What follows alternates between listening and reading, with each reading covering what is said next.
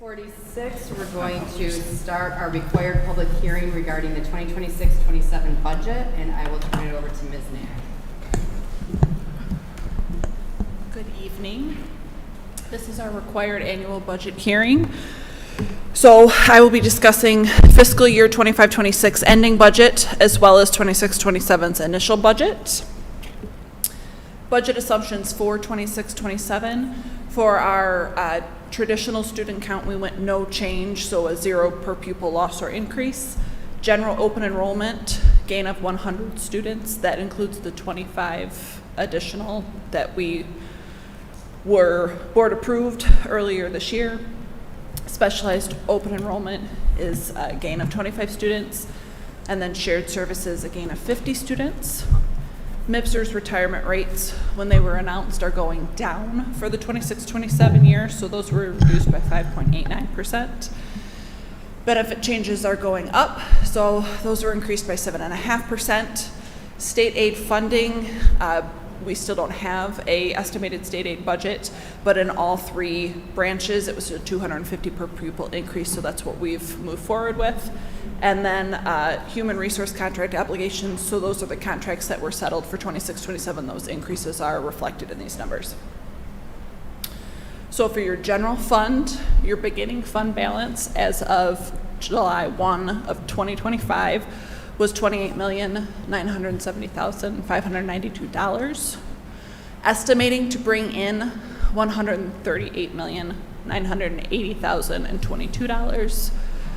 But spending $143,205,760, resulting in an excess expenditure of $4,225,738, leaving us with an ending fund balance of $24,744,854. The asterisk just indicates these are all estimates until we're audited, and I can give you a true final ending fund balance. Fund balance percentage, if we spend every dollar we're estimating in the budget, would have us at 17.28%. You'll note your ending fund balance for 25-26 becomes your beginning fund balance for 26-27, so that's that same $24,744,854. We are estimating bringing in $143,099,260. With restructuring and efficiencies, spending $144,858,065, leading to deficit spending or revenues over expenditures of $1,758,805, leaving the district with a projected $22,986,049. That fund balance would leave us at 15.87% at the end of 26-27. General fund budget, again, just a different way of looking at it so you can see the major categoricals of where the expenditures sit. Instruction being obviously the bulk of what we spend in the district at $87,951,843 in 25-26. Increased again to reflect those contracts in 26-27 to $88,540,930. Supporting services, those are all the auxiliary services we can offer in terms of speech paths and social work, counselors, those kind of things sit in that group. 25-26, $52,181,101. Again, an increase into 26-27 of $53,357,026. Community services, those are, a lot of that is your community ed pieces, so $605,922 in 25-26.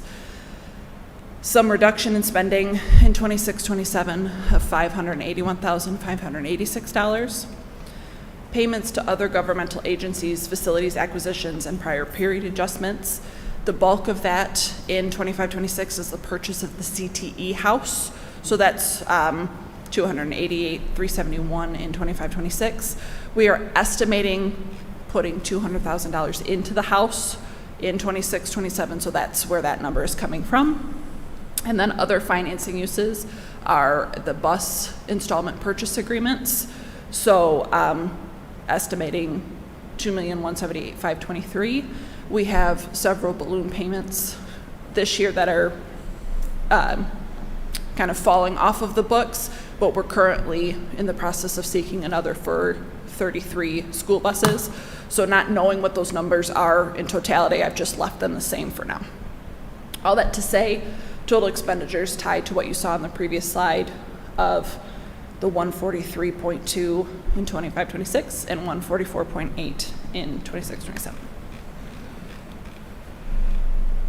Community Education Fund budget, also known as your Early Childhood Center. Their beginning balance for the fund balance was $364,029. Estimated revenues, $3,690,351. Expenditures of $3,869,100. Excess revenue or expenditures, so they're spending slightly more than they're bringing in at $178,749, leaving them with an estimated fund balance of $1,185,280. Again, that carries over to their beginning fund balance for 26-27. Estimated revenues, $3,217,459. Expenditures, $3,424,193. Again, spending more than we're bringing in for $206,734, leaving them a fund balance of $978,546. School lunch fund, beginning fund balance of $2,422,616. Revenues, $4,107,552. Expenditures, $4,493,503. Spending more than they're bringing in, which is what we would like to see in this fund because we currently have an excess fund balance finding, so we're trying to spend that down.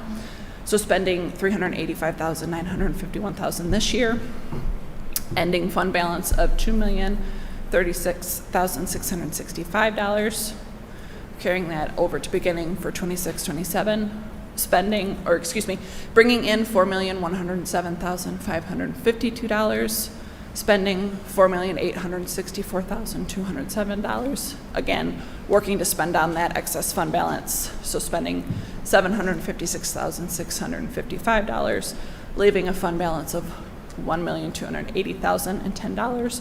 If they can manage to spend that full fund balance, we should be outside of the excess fund balance finding, but no promises because we have to kind of see how that all plays out. Independence Television Fund budget. Their beginning fund balance is $690,468. We received $218,000 from Independence Township. They are estimating to spend $990,000 of it, leaving them about $6,000 they're putting into their fund balance, so $696,478. Rolling that into 26-27. Again, the same $218,000 we received from Independence Township. Estimated expenditures are $182,745. Estimating to put in $35,255 into their fund balance, leaving them with $731,733.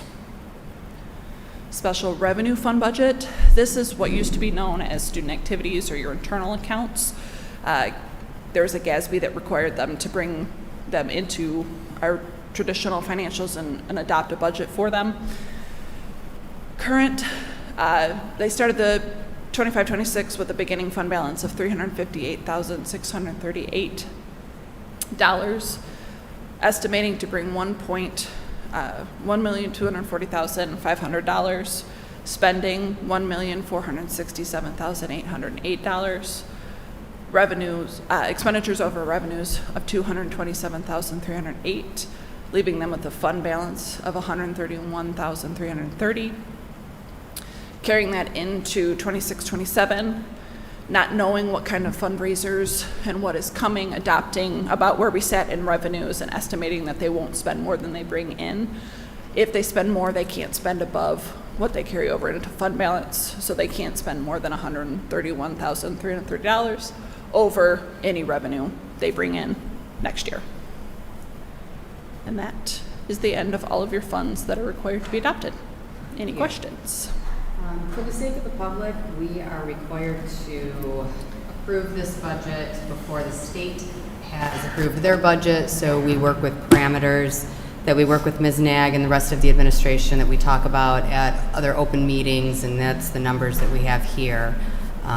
So thank you for that. This was very easy to follow. I appreciate it very much. Are there any questions or comments from the audience first? What about the board? Student reps, any questions or comments? Okay, we will take action on this later in our meeting. Right now, we will take a 3-minute recess, and then we will start our regular meeting. Thank you, Ms. Nag. Thank you so much.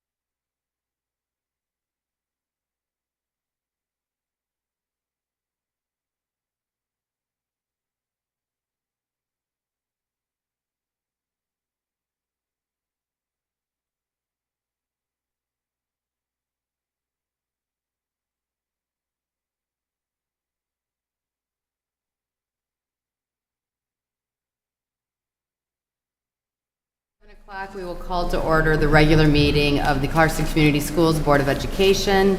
If everyone could please stand for the Pledge of Allegiance. I pledge allegiance to the flag of the United States of America and to the republic for which it stands, one nation, under God, indivisible, with liberty and justice for all. Ms. Allen, can I have a roll call, please? Yes. Mr. Heyer? Here. Mrs. Egan? Here. Mrs. Love? Here. Mrs. McGinnis? Here. Mr. Need? Here. Mrs. Crane? Here. Mr. Clark? Mr. Clark sends his apologies. He had a family obligation and could not make it tonight. This meeting is a meeting of the Board of Education in public for the purpose of conducting the school district's business and is not to be considered a public community hearing. There is a time for public participation during the meeting as indicated in agenda items 3 and 9. Item 2 is approval of the consent agenda. May I have a motion, please? I move the Board of Education approves the consent agenda as presented. Support. Motion's made and supported. All those in favor, please say aye. Aye. Any opposed, say no. Motion carries. Item 3 is the citizens' request to address the board. Under item 3.1, you can request to address the board on about any topic that is on tonight's agenda, and that is behind me. Under item 9, you are welcome to address the board on any topic. When making comments, please state your name and address. Direct your comments to the board president. Each person may speak for up to 2 minutes. Per established procedures, the board will not respond to questions or interact with the speaker during public comment. Ms. Nag, would you mind looking to see if anyone has signed up? They have not. Thank you very much. Item 4 is the superintendent update. Dr. Ryan. Thank you. I want to kick it off with a boom. This past weekend, our construction tech team competed down in Atlanta at the Nationals, a national competition for construction. And those team members, well, first of all, as it was said, when the dust settled, Clarkston placed in the top 10 in the entire United States. A 4-person team, including Duncan Ruby, Carson Strait, Aiden Newton, and Justin Walsh, competed in areas that included framing, plumbing, masonry, and electrical work. And it was over 4 days that they had to show their skills. And really, sometimes, you know, like when we compete with Team Rush in the Worlds and come in the literally the top couple in the United States, we I don't think we fully really actualize and realize in Clarkston how not only fortunate we are, how amazing these programs are, because right behind them, you know, to have a team to be in the top 10, looking at in the country is absolutely amazing. I also want to give shout outs to their instructional team that was there on site. They traveled all the way up to Atlanta with the team. Was Neil Granlund, Jaden Wood, Adam Goring there to support, along with the families of the students I know that were on hand. This was an amazing showing in so many different areas, and I think it goes in the proud tradition that we're building here in Clarkston, and with Mr. Goodman and many others' help in the audience, Mr. Goodman tonight, working on that whole piece that the Board of Education has greatly supported in terms of purchasing a home in Clarkston for the construction tech students to be able to refurbish and prepare for selling, and really, you know, again, adding in their skills, learning something, and beautifying our community. As we come to a close of a school year, it just leaves me with kind of a full heart. I love to see what we're doing not only on athletic fields and in the classroom in terms of excellence that we've shared across this year, but to see our students doing it in the trades makes me more proud than I can even barely express. So I just want to thank that entire team for all hard work. We're going to do a good job, because obviously it didn't get, you know, all the people in our community out here tonight to make sure that this news is spread large and wide. There's a lot of recognition for all the hard work that's deserved. So that is my point of pride. Looking at some of the bigger things I'm also very proud about as I see summer start. You'd be remiss if you've traveled down Walden Road and haven't seen what's going on at the junior high with the hundreds of masons literally erecting a building from the ground. It's amazing to see. Now behind the high school, you see that they're tearing down tennis courts and they're preparing parking lots and the event lot to be paved. There's new carpeting going in. That's 24-year-old carpeting. I was with the vendor and the individuals that are part of the install and some of the leadership at the Early Childhood Center, talking about the things that 24-year-old carpet has seen in an early childhood center. And I can't repeat them publicly tonight, but I'll just assure the community 24 years is long enough.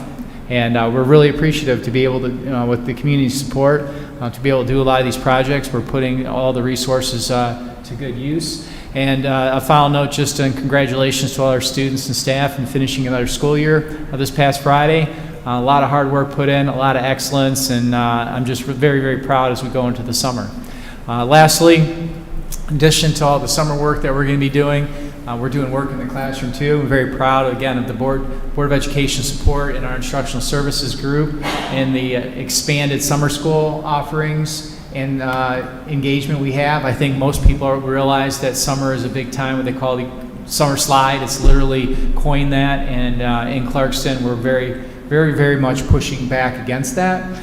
And I'll even put another plug. We're able to do a lot of these things, again, support of the community, that we finally have air conditioning in our elementary schools where they can not be in a sweltering, 90-some degree day, which inside one of our buildings with the way the windows work easily gets over 100-some degrees for them to be able to learn during the summer, because, that's really where it's at. So nothing but appreciation for our board, for our administration, our teaching staff, and all of our support staff as we go into summer. Thank you. Thank you, Dr. Ryan. That moves into our presentation items. Item 5.1 is recognition of, and please tell me if I'm saying this wrong, Matt Boxar Foundation donation. Ms. Puzio? All right, and I'm going to invite DJ Zazula to join me. Matt Bozar, right? Oh, is it Bozar? Yes, I'm Matt sorry. Bozar. Sorry, yeah. By no, the way, I told did you. ask the Google, and it said Boxar. right. So That seemed to make sense, right? So I would like to lift up and recognize the Matt Bozar Foundation.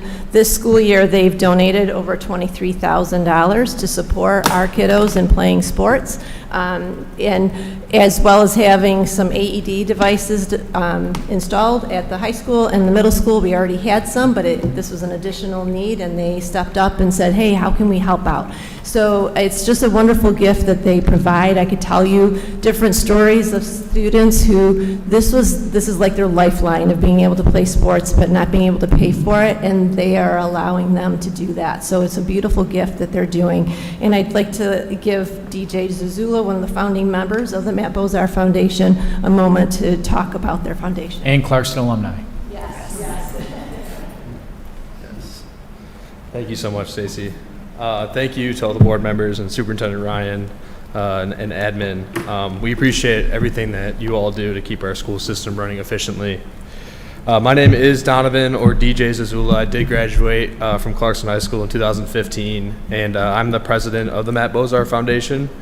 And I and my fellow board members are honored to receive this recognition from you guys. A little history about us. In 2016, a handful, four foremost CHS students, myself included, had an idea to give back to this amazing community, the Clarkston community that we grew up in, and the one that supported and cheered us on during all of our competitive years. This idea grew into what is now the Matt Bozar Foundation, named after our best friend and original board member, Matt Bozar, who suddenly passed away in 2020. Our mission is a simple one, just to finance pay-to-play fees for financially challenged student athletes in CCS, regardless of gender, age, or sport. While Clarkston outwardly appears to be an affluent community, there are many residents and families that are struggling to make ends meet. We want to ease the burden of those families and get as many students involved, helping them to ultimately have better emotional, academic, physical, and social success. Therefore, our application process is a simple one through Clarkston Community Schools, and working closely with Stacy and principals of elementary schools and gym teachers. We identify those families in need, and they simply just fill out an application that gets forwarded to us. And we have a final approval at our monthly board meetings. And just real quick, I wanted to share a couple statements from those applications that we've received to show the need from our community as well as the benefit of what we do. Some parents and family members wrote, "He really needs this and the option to do other sports to keep busy and not get caught up with the wrong crowd. My child is super excited to try something new and further her love of running. This will be the first time my son participated in a school sport, and he's eager to take part. I am a single mom that would like my kids to stay active in our community. His family has suffered through some very traumatic events. Mom is working hard to support him. Allowing him to participate will help his mental and physical well-being. Having this assistance will not present a financial burden to his mother." One student that we sponsored wrote a thank you note to us stating, "Thank you to all the people who work at your amazing foundation. Thank you for paying for my scholarship. I really enjoy powerlifting. Thank you and God bless. We're proud of what we accomplished in just a few years and know that our funding has added benefit to freeing up Kaya and Clarkston athletic funds for other expenditures that help us. The idea of funding the 2 new AEDs that Stacy said came from after reading an article about state mandates for AEDs in schools, and even through funding, even though that state funding was cut.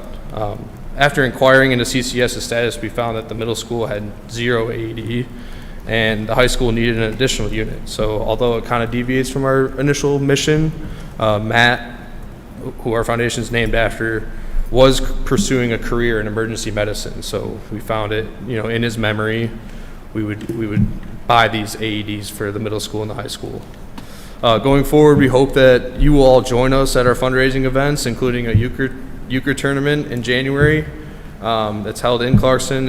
It's usually at the Hilltop Brewery. And the Bozar Bash is a party that celebrates Matt's birthday in the first Saturday in May, and it's usually at Mr. B's. Our events are great fun and feature some great raffle packages, so we encourage you to follow us on social media at the Matt Bozar Foundation. And thank you so much, and on behalf of the Matt Bozar Foundation, thank you and go Wolves. Thank you so much, Mr. Zazula. Does anybody have any questions or comments? I would just very much like to thank you. I am sure Mr. Bozar would be incredibly proud that his name is living on this way, and I have to say I'm very impressed that just a year after you graduated, you became part of this board and you founded it, right, in the beginning? It was 2016. That's pretty amazing. Yeah. I'm very impressed, and just thank you for all you do for our athletes, and also for recognizing that I think it's really important that though we do seem like a very affluent community, not everybody has that same level of affluence. So thank you for all you do. I appreciate it. Of course. Well done. Yeah, Thank you. thank you.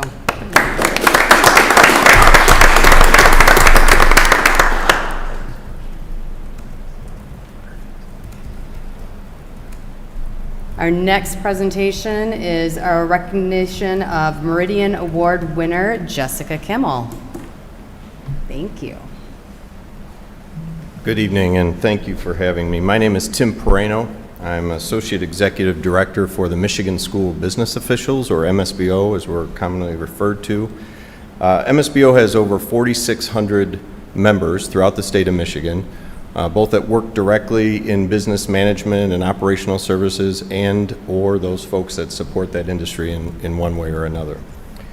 I'm here tonight to present Jessica with one of our highest awards, our Meridian Award of Excellence. The purpose of the MSBO Meridian Award of Excellence is to acknowledge successful practices in all areas of school management. Recipients are chosen by a selection committee that includes one of our board members, a member of an ISD, and 3 members from local districts throughout the state of Michigan. Winners are based on the degree to which the program or project enhances the overall effective operation of a school district and whether the program can be applied by other schools. Jessica's project is a perfect example of meeting all of these criteria. Her program, Sharing Our Story, focusing on our custodial culture of pride, really enhances all of these individual aspects of this award. This initiative has strengthened this district's culture while reinforcing the essential role of facility staff in student success. Her initiative was launched first as a facilities department culture building program to regularly highlight and celebrate the work of the team. The program requires minimal financial investment but produces significant cultural returns.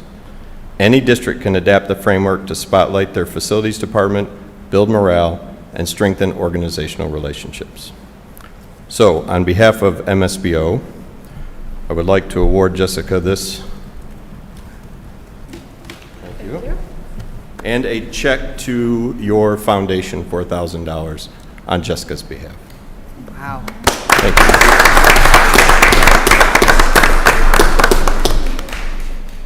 Thank you so much. Does anyone have any question? Going to get a picture, Ms. Allen? Yeah. Does anybody have any comments or questions?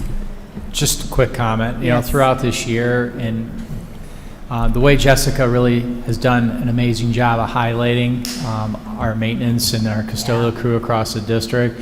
And I think a lot of times you can just say, hey, good job for doing something. But the way she did it, I was actually looking forward to it because there was more of a story associated where you felt like you really got attached to a situation, an event, and there was some background to it that kind of kept you engaged. And I feel like after a year that I've got to know the crew a little bit better, and it's great when we can kind of reach out as a district and as a department to really highlight the work's being done. So even outside Beyond Award, which is absolutely amazing, just the work you've done within it has been incredible, and I just want to say thank you on behalf of everybody here. It was amazing. Agreed.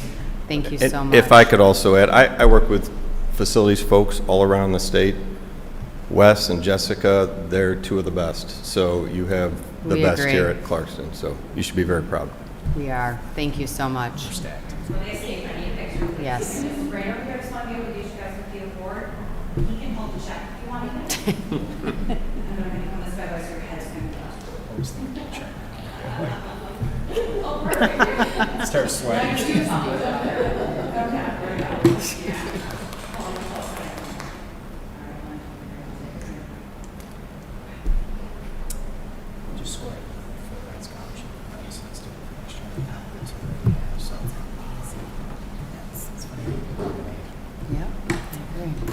Thank you very much. Our final presentation tonight is Ms. Mahoney and Ms. Puzio talking about our strategic plan, giving us an update. Thank you very much.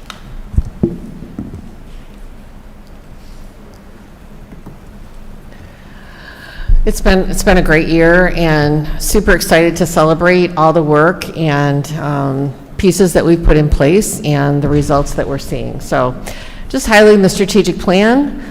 Our mission that Clarkston Community Schools will provide, it's that chess piece, challenging, healthy, engaged, safe, and supportive, that educational experience, always in partnership with families and our community. This picture is beautiful. It was just taken a week ago. Here's our graduates at Pine Knob, and this is our vision, is that every student in that picture, they're well prepared to lead a successful, fulfilling life, to embrace, their future with much confidence. So we do have 4 pillars of excellence. Again, our academic excellence and student success is written first. When we surveyed our community, this was top priority, to see success in our students and how we prepare them with knowledge, skills, and experiences to thrive academically, to again succeed in future careers, whatever path they choose, and certainly to be able to contribute to their communities. We have the strategies there that we're leaning into with every pillar, and so we're super excited to speak to what's been happening this year. So at the elementary level, we've really leaned in to MTSS and the work of this tiered support structure. We continue to focus on Tier 1, and much of that happens through our coaches at each elementary site. I will say, I was looking at data recently where we have taught further into our pacing guide than we have ever, and more lines. So the more content that we teach, the more experience that they have in content, especially around literacy and math, we see stronger success. So that continues to grow, and I do believe it's the partnership that our coaches lean into with our teachers. We focused on coaching cycles, and so that's where our coaches sit with our teachers to plan and put action plans together to reflect, to look at data, and then continue to revise. We also want to celebrate that Tier 2, which can happen within the classroom as well as pull out with intervention. And that's, again, progress monitoring and receiving a highly researched intervention with fidelity. Again, we're seeing strong results.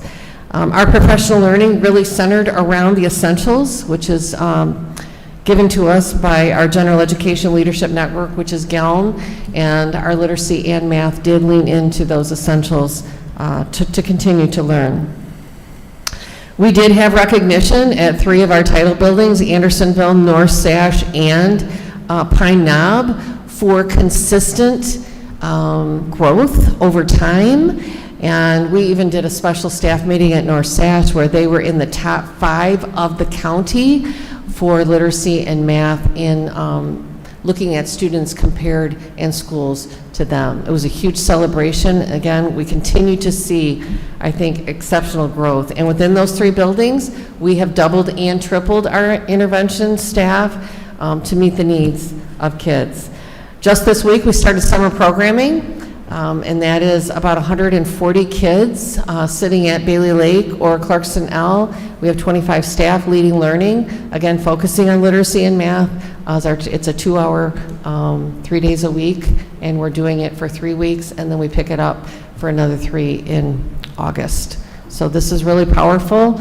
We do offer an online piece in July, and so we see that keeping learning alive in our summer months really helps kids as well.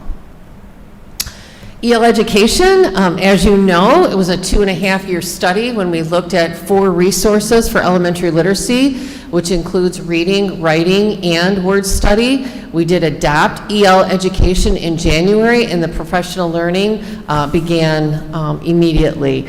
We have embraced this new resource with our coaches, and we are starting to plan hard for the fall. So we have 3 half-days prepared in August for our teachers to engage in the launch of EL education and what that looks like for them, and then the continuous support throughout the year. We are super excited. We are super grateful for the purchase of this resource. It's been a long time coming, and we know it's a big overhaul, yet our teacher's voice is still very excited about this new research. We videotaped our current teachers who engaged in the study, sharing lessons, sharing feelings, what they thought, and so we're excited to celebrate their voice as well in the professional learning of August. Our next is math labs. Every teacher at the elementary level engaged in a math lab this year. It was facilitated by Rachel Raditz and the math coaches, and the focus there was on formative assessment as well as differentiation. And so again, teachers love going into other teachers' classrooms and to experience the learning and then to be able to reflect and plan together. So that was a huge piece, I think, a celebration in terms of professional learning. We partnered with our special ed department about math assessments and what they can look like when students have an IEP and how do we modify and accommodate. And so that was a really nice partnership to look at assessments in that way. The next piece, number 5, is we held leadership labs here in Clarkston. They were facilitated by Oakland Schools, and this was primarily focused on leadership and what that looks like. Our principals joined our coaches, and for literacy, we looked at EL education and what that looks like in the classroom, and for math, we looked at what does differentiation look like in the classroom. So it's powerful when principals can engage with coaches in a leadership lab and to talk about what does this look like, what can we expect, what do you notice, and so that was a growth opportunity for our leaders as well. ELD morning interventions. We had 15 students that were picked up by a bus early in our North Sashabaw community. They were brought to school and engaged in literacy intervention with all 3 interventionists. And so this was a powerful way to get them at school, learning before the school day started in an intervention way. Students ran in. I was there. I witnessed it. They were super excited, engaged with their teacher, and again, I think we are going to start to see strong results because of that. Our ELD resource pilot is undergoing. Again, these are a population that we definitely want to pay attention to and to support. And so Conchetta Kraus, along with Stacey Puzio, we're engaging in what that resource can look like. We'll be bringing that to TLC, and so that's a beautiful piece to celebrate as well. We are ending the year with a unified district schedule at the elementary. This is for K-5. All schools will begin at the same time.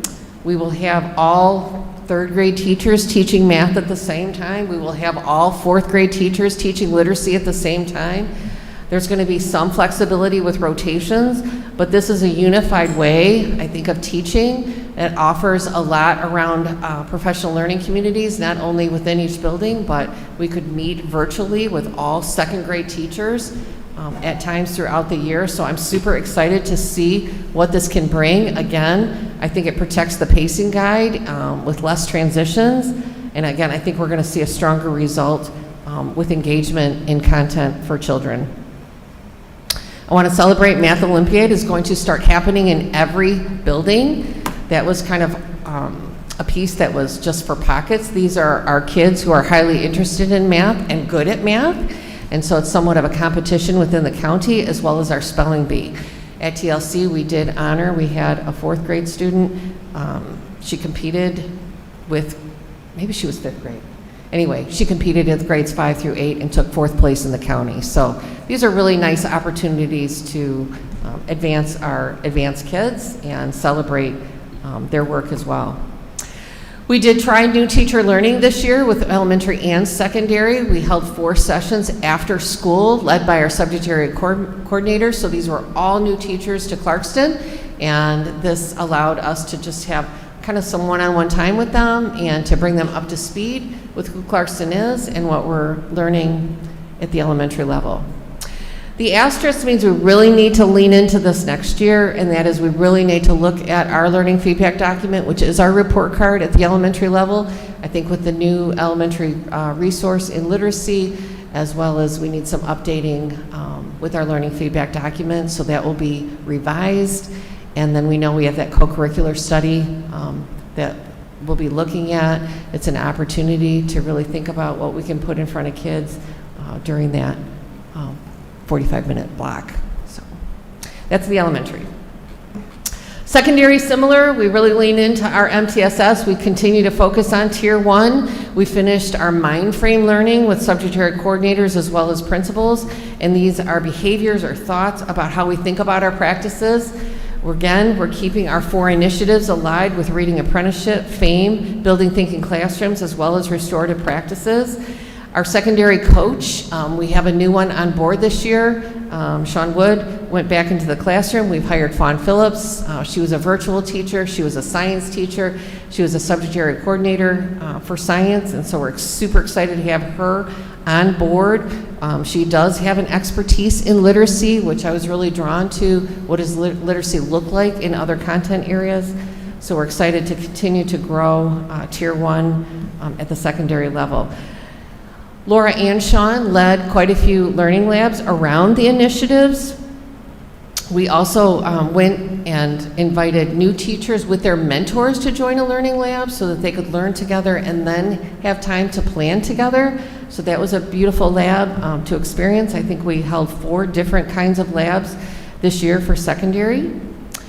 We did start some learning around the Universal Design for Learning, UDL, and this is what we do for our lowest level learners. We do for all. It benefits all kids. And so we continue to grow that next year. We'll be partnering with Brandon, which is what we did this year. We had 7 teachers, administrators, as well as special ed join the learning together. There were labs at Clarkston, there were labs in Brandon. I think it was beneficial. If we have enough teachers that we can pull together, Clarkston might be on its own next year. I'm still working through that. But I think, again, this is going to benefit Tier 1 instruction. We had several resource studies completed at the secondary level. We had secondary math, grades 6 through 8, which we are going to extend into this year. We adopted a U.S. history book for grade 9. We're going to be offering a new AP course in business. We adopted Heritage Spanish level rotation of C, and we did adopt a new whole class novel, Long Way Down, for grade 9. We engaged in a pretty robust assessment book study. There were 50 of us, the entire SAC team, administrators. Sean was a part of it, I was a part of it. We had teacher leaders, and we engaged in 4 different assessment books about assessment. What does that mean in the classroom? And there was many things that I think were lifted up of what we could look at. I think the strongest voice and what we decided on next year is we're really going to take a strong look at what is a learning target in every classroom and what is the success criteria to meet that learning target, make it visible, refer to it, and then also feedback. And so, which really aligns with our FAME initiative. But when students know exactly what's expected of them, I think it's going to benefit, again, their success, their engagement, especially when it comes to assessment. AI Collective, being part of the AI Collective team here in Clarkston as well as Oakland Schools, partnering with Lori Banaszak as well as two of our Ts, Marissa Webner and Sarah Masty. We worked hard around artificial intelligence. We'll be holding a whole half day at the secondary level in August around this, but we did launch student guidelines and staff guidelines when it comes to artificial intelligence. And so we want to continue that. We don't want to, drop it and not speak to it again. So we're looking at also some of the Friday professional learning days to pick up that piece around artificial intelligence. So we're really leaning into secondary for that work.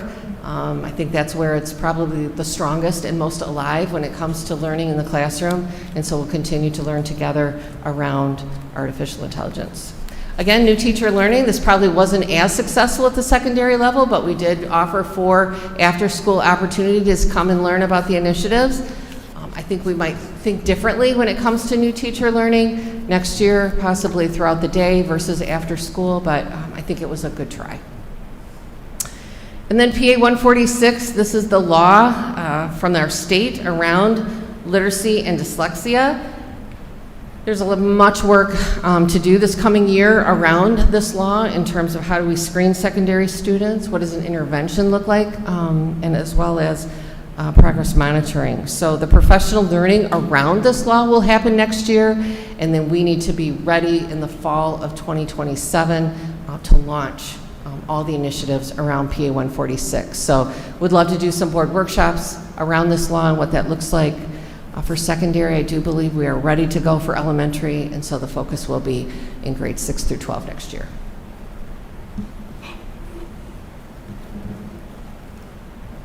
So our second pillar is well-being and personal growth. This is an extension. Last strategic plan we had whole child, and we're expanding that work.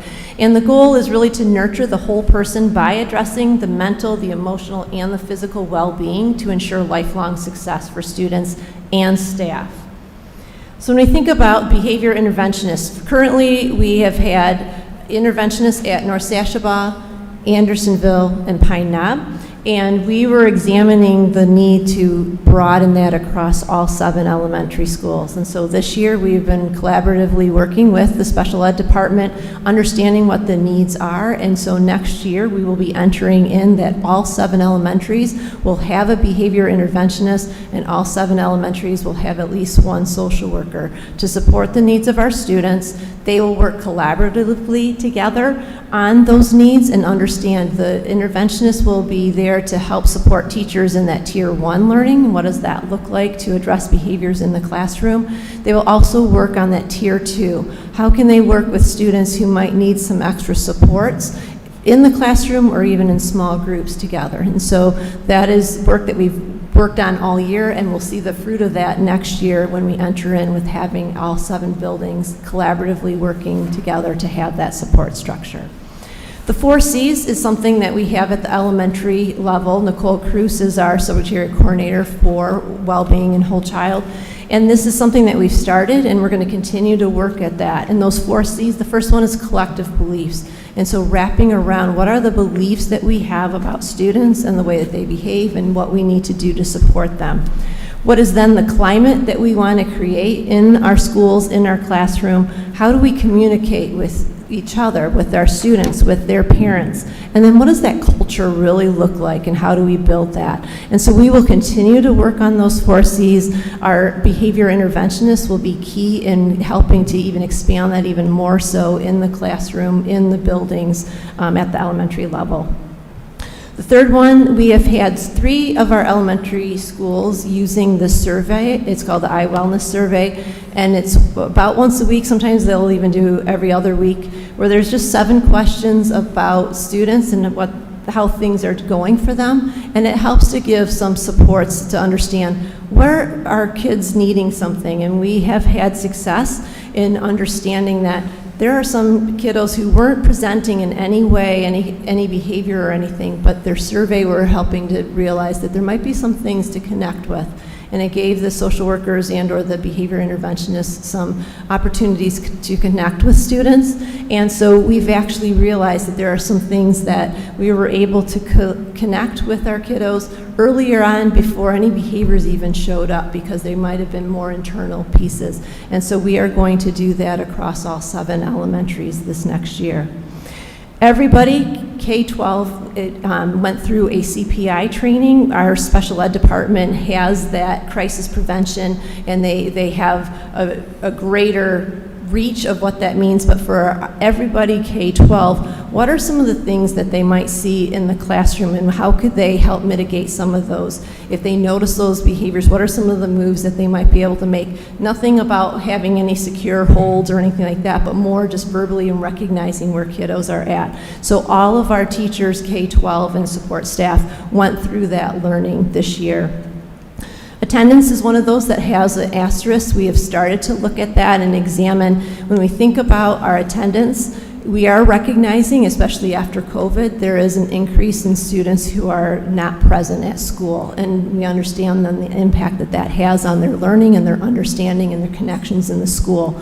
So looking at the data, working to understand what that is, the county is also shifting a little bit in the way that they have practiced. And so instead of at a certain amount, 10, 15, that it goes to a truancy officer, they're looking to have that really go through Kaya. And so how do we have a collaboration that has Clarkston Schools, and what are the protocols that we can put into place to help support families, understand what the needs are, understand the difference between chronic absenteeism and truancy, which there is a difference, and I've just recently learned. And so I'm engaging in some learning along with D. Smith to examine what are some of those nuances and what are then some of the protocols we can put into place in our district to help address some of those needs.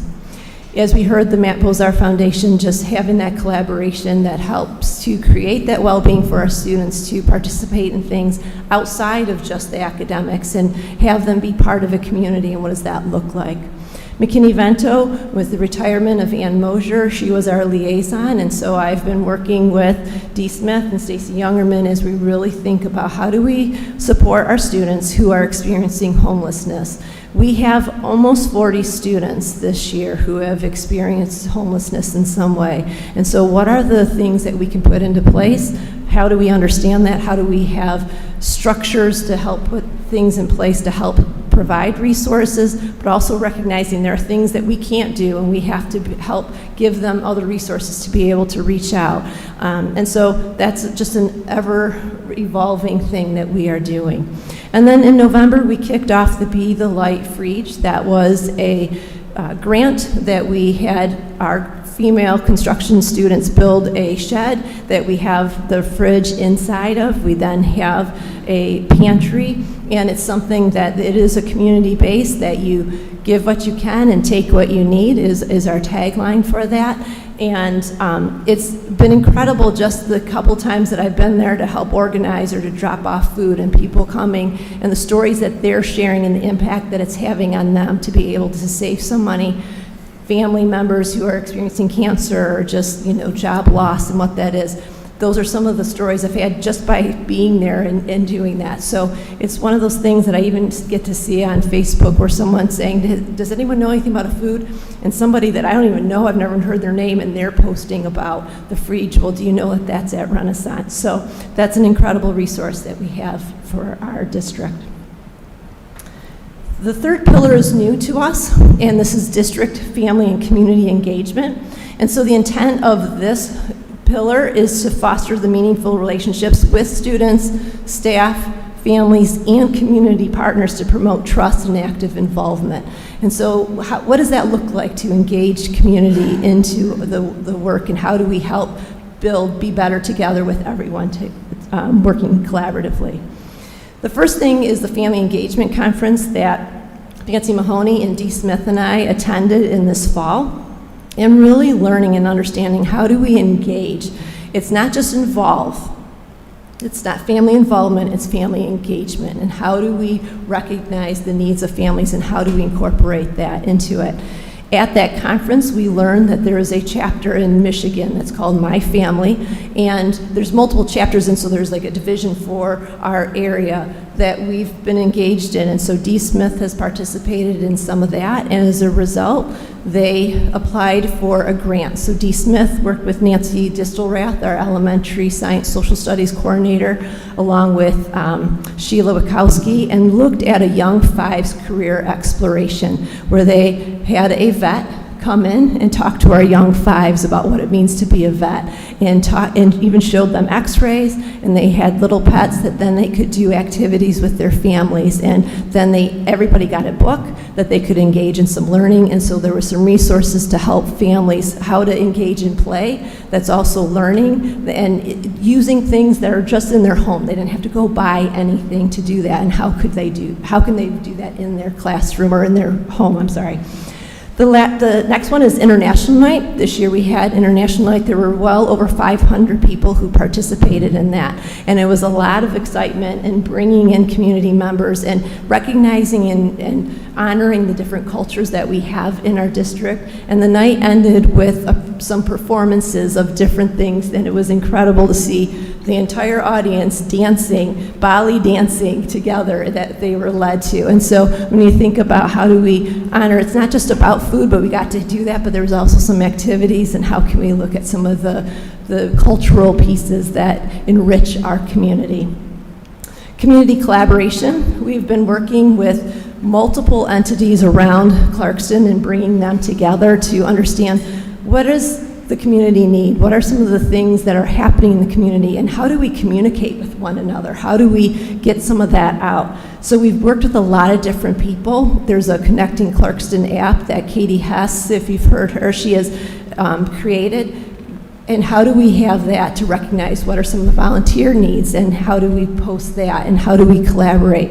So that we are actually working together to have kind of bookend things where we have in the end of September, we have the Taste of Clarkston, and then the beginning of November is the Community Impact Weekend. In between there is kind of a month of doing. What are the things that we can do to help recognize the different volunteer needs that are across our entire community? What are the things that we can help and collaborate and give back to other people in our community? So that is a collaboration that started here with a conversation that I actually had with Chris Rogers and Dee Smith, and just kind of said, what do you think and what if? And it's grown to an incredible group of people who are really thinking about how can we bring community together. And then academic service learning. They have had over 71 projects in our district, across the district, and that's included school-wide as well as multiple classrooms. And so if we look at this flyer, there was over 6,000 students who were learning and a part of that. There were 7 school-wide projects that included 114 teacher leaders and 43 unique community partners that we were partnering with. So I can show you, like you can see, there's just a lot of different connections. And so when we think about the opportunities that our students have from very early on to give back and recognize the world beyond just Clarkston and the impact that that's having as they get into the high school and making some of those connections, it's just becoming a natural part of who they are and what they do. Even at Community Awards this year, Renee Weaver Wright was recognized as just a beautiful person servicing our community, and she was the original start of our academic service learning. So our last pillar, operational and staff excellence. We provide high-quality staff, operations, and infrastructure to cultivate an environment of safety and success. And so we think about if John were here, he would celebrate this year that we filled all positions. We were never in a state where we were trying to find people for positions, so it really speaks, I think, to our culture, and we are a desired district, and that's a huge piece to celebrate. Jessica was here, and I know, Sean, you mentioned this, but she really put out these beautiful pieces through email about our facilities and what they do, not only for the building, but for children and staff. And it was a really nice, warm, fuzzy way to connect us, I think, with her people as well. Organizational charts were completed, and so that I think it's important as a staff member, in whatever role you might have in this district, that you understand where you fit. And so those were completed. We are partnering with an outside firm to complete job descriptions for every role in the district. And so John has led that. Very proud of that work, and we're excited to see the results of that. Internal accounts process is streamlined. So we look at our new hire, our assistant superintendent of finance, and already the process that she's putting in place, even in partnering with me with our curriculum, it's really nice to have those streamlined, and it's been very, very organized. Software for accounting that was purchased to help, I think, with our finance department. We look at the beautiful building that's being built, our junior high, and again, we are building a building while it's occupied, and it's working. I'm super excited as we advance then into the academic wing, which would be our next piece. So the gym is amazing, and I know the academic wing is going to be just as amazing as well.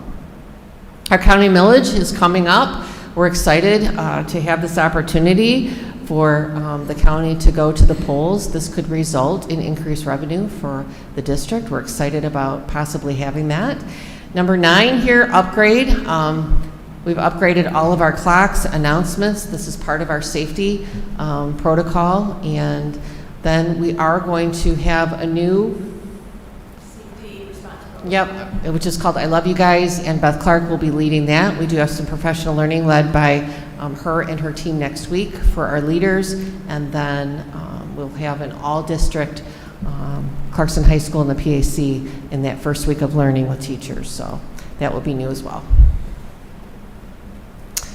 And that is our strategic plan for this year and the work that we've done. I just want to sincerely say thank you for the support, guidance, thoughts that you share along the way when it comes to workshops and these meetings. We've done a lot. We continue to grow, and there's much success with, I think, the work. And I just want to thank teachers and our principals, and especially I just feel like we're becoming more aligned. Our leaders are becoming more instructional mindsets and supporting coaches. So it's super exciting to see the work. Thank you. Thank you. Thank you very much, both of you. Does anyone have any questions or comments? I'm Mrs. going to try to McGinnis. make a stab at this because there was just such a wealth of information there. I would say 99% of all of that is something I already knew about.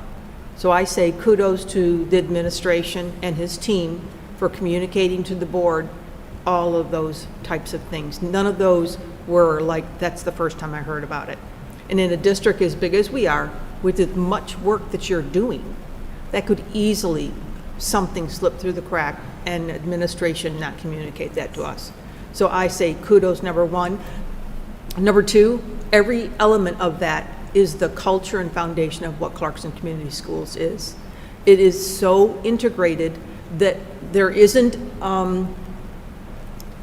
today we're doing this and tomorrow we're doing that. It's all so tightly weaved together that it just works like a well-oiled machine. And you don't see the separations between we're doing this today and we're going to do that tomorrow, because we're doing it every day, all the time, every day.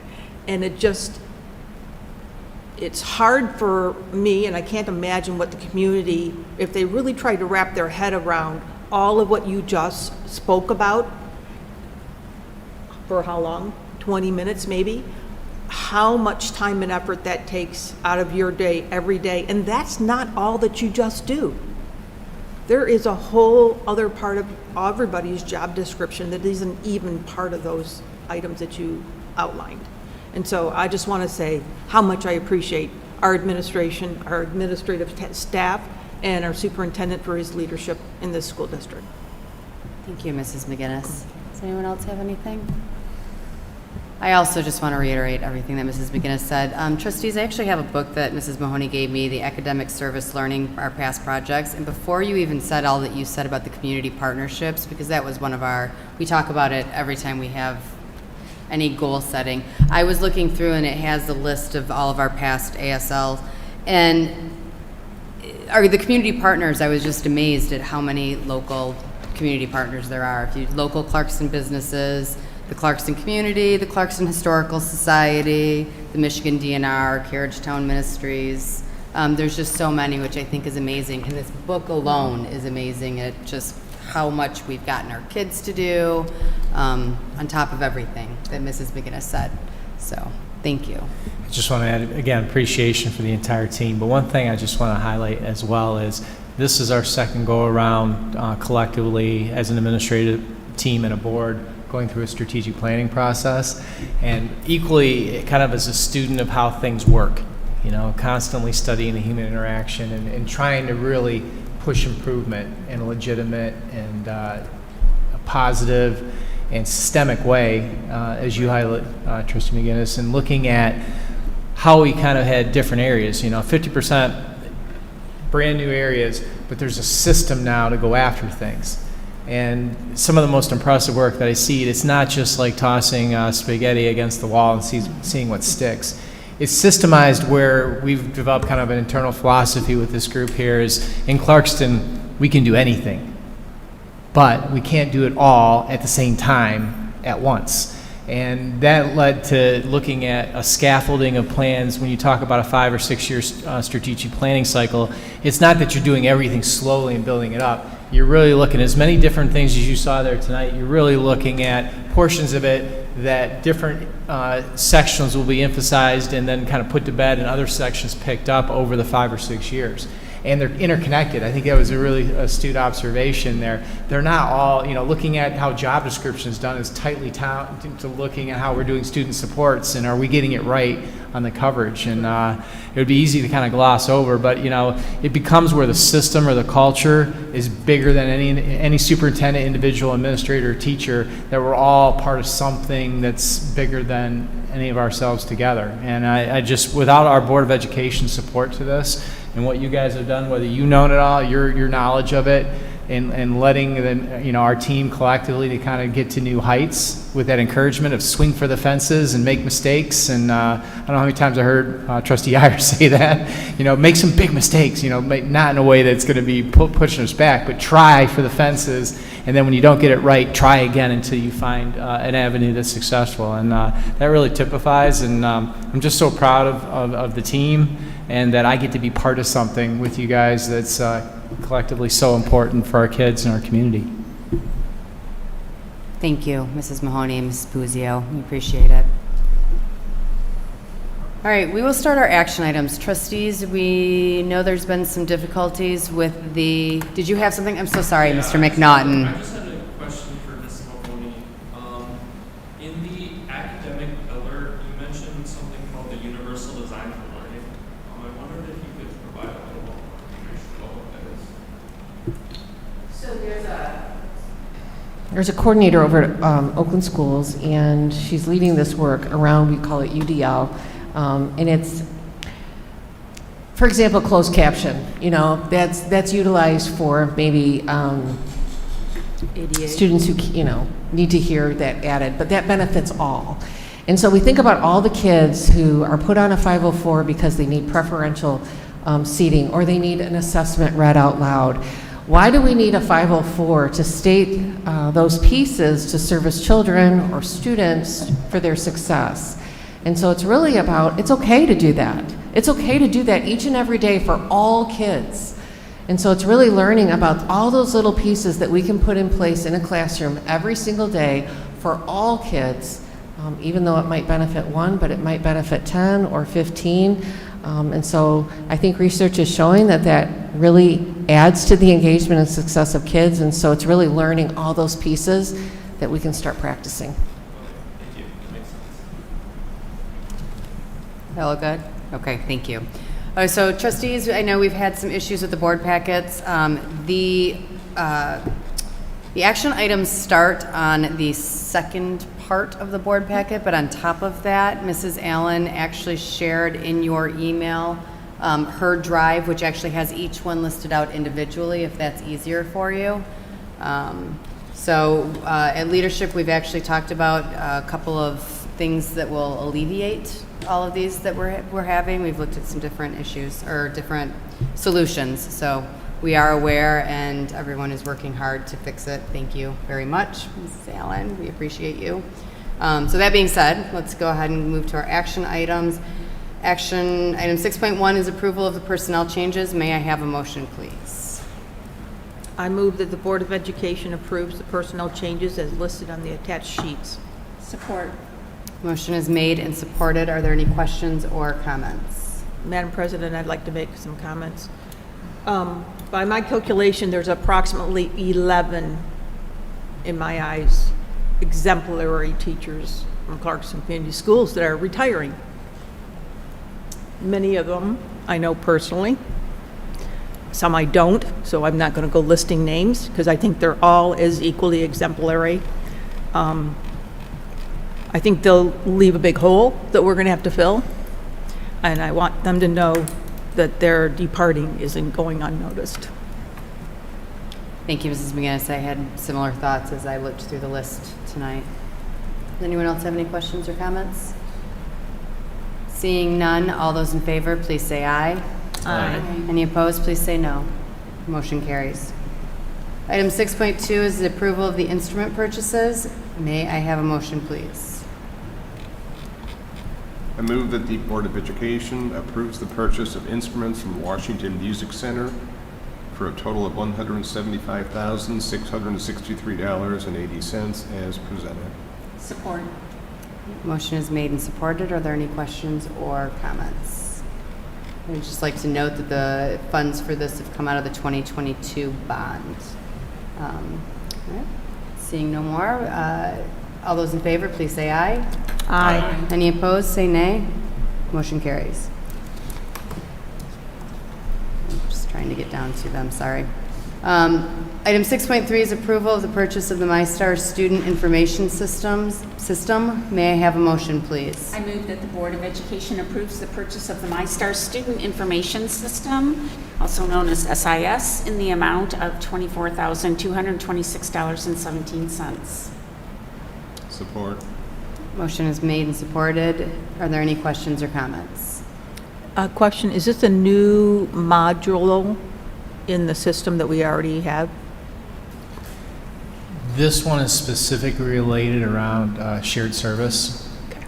And we found that our current system that operates with the rest of the district has some deficiencies when it comes to the greater diversity we see among all of our partnership schools. And this literally will save thousands of woman hours, person hours, sorry, in efficiency within the department.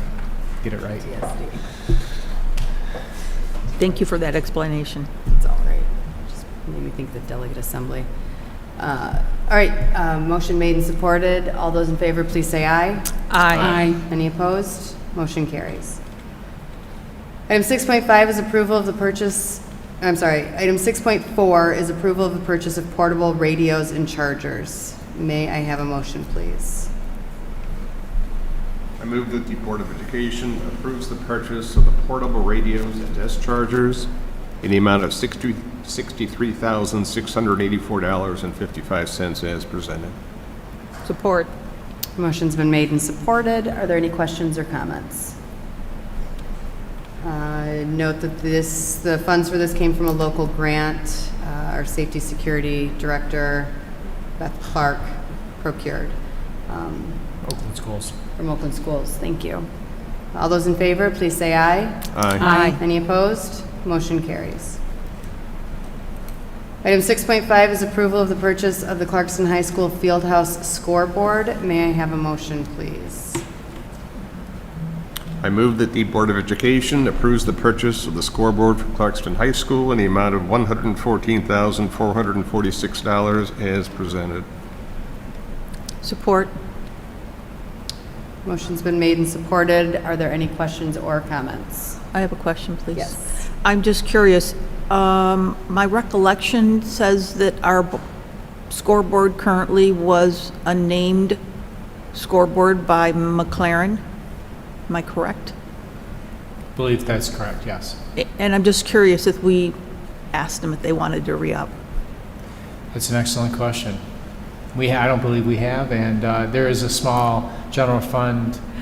So I'm just saying, if the order isn't placed and we haven't done anything, I know my connection at McLaren has spoken very highly of their collaboration with Clarkston Schools, especially for the special ed program that they have that takes students over to McLaren. So I'm just thinking that McLaren might be open to a small little gift to put their name back on it on the new board. Yeah, that we could take, I guess I would go to make sure there'd be no general fund Correct. expenditures I mean, toward if it's possible, then that's great. If not, We can ask. we can still move forward the I way like we, the way it is, but I just think outreach to McLaren might be worth it. Mhm. We can still approve it as is. If it happens, it happens. If it doesn't, we have the approval to go forward. Thank you, Mrs. McGinnis. That's a great idea. All those in favor, please say aye. Aye. Any opposed? Motion carries. All right, this is not this is not approval of the final budget, this is adoption of the resolution, right? Approval of the final amendment budget It is. resolution. Okay, thank you. Item 6.6 is approval of the final amended budget resolution for 25-26 school year. May I have a motion, please? I move that the Board of Education adopts the resolution approving the final amended budget for 2025-26 as presented. Support. Okay, all those in favor, May I ask a question? Sorry, Madam President. This is not something we've seen in this format before, so I'm just curious if we could get some information as to why we're doing it in this format versus what I've done for 19 years. And if what we've been doing for 19 years is wrong, I just want a little explanation as to what this process is about. No, thank you, Mrs. McGinnis. Thank Ms. Nag, would you mind? So this is your formal legal board resolution adopting the budget. It's what I've done for the past 13 years in a prior district, so it's what I know. I believe it's what should have been done in the past, but I can't speak to that. Okay. So this is the adoption of the 25-26 budget, which we are... Final budget, correct. Resolution for adoption of the Clarkston Community Schools budget. I'm This just is- saying the this is title the- doesn't say final budget. It This just is the says final resolution. budget amendment. It doesn't say it in the title, but it does Doesn't say it in say the it. first This is my point. paragraph. And so, because we're making a motion and we're going to sign documents about this, it just seems, of course, it's different. And so, again, there's the understanding that this is a estimated final budget, just like all the budgets we do until we have an audit report. Correct. And we don't even approve the audit report to this extent. And so that's why, We do approve the complete audit report, correct. but the sheet that you're looking for is like 2 pages later now. It was the late ad today. I don't know if you looked at it I yet. do believe I have the new packet here. But it's on page 28 of that second file. 22, Of the original budget for this coming year, it's right after 27. that bar. Yeah, it's then the next agenda item, but it has the final amended column in here. but of this bar, which is, I gotta get my thing out of the way. Sorry, No, give it's me a okay. moment to move. This bar starts on page 20, and the resolution starts on page 21. It won't let me get over there. Okay, I see what's going on. But of And this so bar, those numbers are reflected 6.7. in that chart on page 28, correct? Yes, correct. Yeah, so we just never Okay. saw all the verbiage behind the Right. resolutions in Yeah. the past. It's But if you just- look at page 28. It's what just a we're lot of approving is legal in that mumbo second jumbo column. that we've never done before is what my point just is. And so it just, there's a lot of numbers and trying to correlate those back to the spreadsheet. I'm sure the numbers are accurate. I mean, I haven't tit for tat every single number, but I'm just saying it's a lot and it's something new. And I'm just looking for an explanation as why we're doing it. I've never seen it before, and that's all. Yeah, thank you. So, yep, absolutely. We appreciate it. We do believe, we looked into it, we do think that it is something that we're required to do. So that's why we're doing it this year. So, okay, motion has been made, supported. Are there any further comments or questions or discussion? Anything? Okay, thank you. I need a roll call vote. Mrs. Allen? Mrs. Love? Yes. Mrs. McGinnis? Yes. I will say it Mr. doesn't Dean? say roll call. Yes. I know. Oh, gotta go back up here, sorry. Mr. Clark? Mr. Heyer? Yes. Mrs. Crane? Yes, thank you. Did you want to ask me? Oh my gosh, Ms. Egan, how could I miss you? I know, because I'm it was a second treasurer, motion. too. I'm so sorry.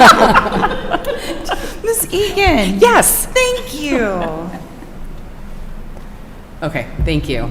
Item 6.7 is approval of the original budget for 2026-27 resolution. May I have a motion, please?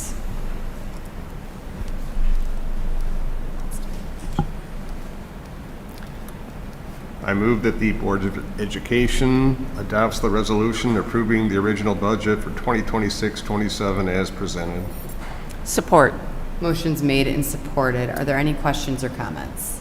Ms. Nag is still up here. She presented this for us at the hearing earlier. This is our adoption. Okay, seeing none, I need a roll call on this, please, Mrs. Allen? Yes.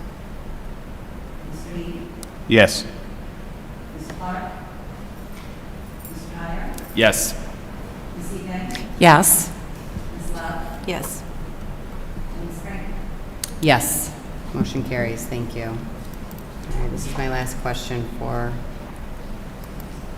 do I ask for a motion for approval or not? Or do I just ask for a motion for approval? Because we have the right to not approve the next 3 line items. We can discuss and then Okay. motion if you so choose. Okay, let's discuss approval of the OCSBA resolution opposing school funding tied to attorney-client privilege. So OCSBA sent out 3 amendments, 1 to their resolution and 2 to their bylaws. This first one is for the resolution, and it is a very simple resolution. It is simply one sentence that says OCSBA opposes tying any school funding to waiving the attorney-client privilege. The rationale for that came up after Section 31AA, school safety and mental health. Is there any discussion on this before I ask for a motion? Okay, thank you. I think this one makes sense. Yes, I was in favor of this as well. Thank you. May I have a motion, please, for the OCSBA, approval of the OCSBA resolution amendment opposing school funding type to attorney-client privilege?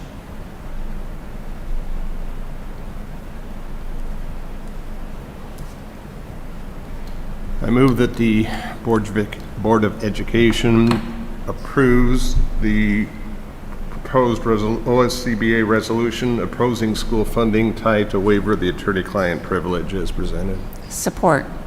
Motion made and supported. Any further questions or comments? Seeing none, all those in favor, please say aye. Aye. Aye. Any opposed? Is it a resolution? No. It is their resolution. It's just us amending it, or approving their amendment. Voting to support it. Yes. Item 6.9 for discussion is approval of OCSBA bylaw amendment.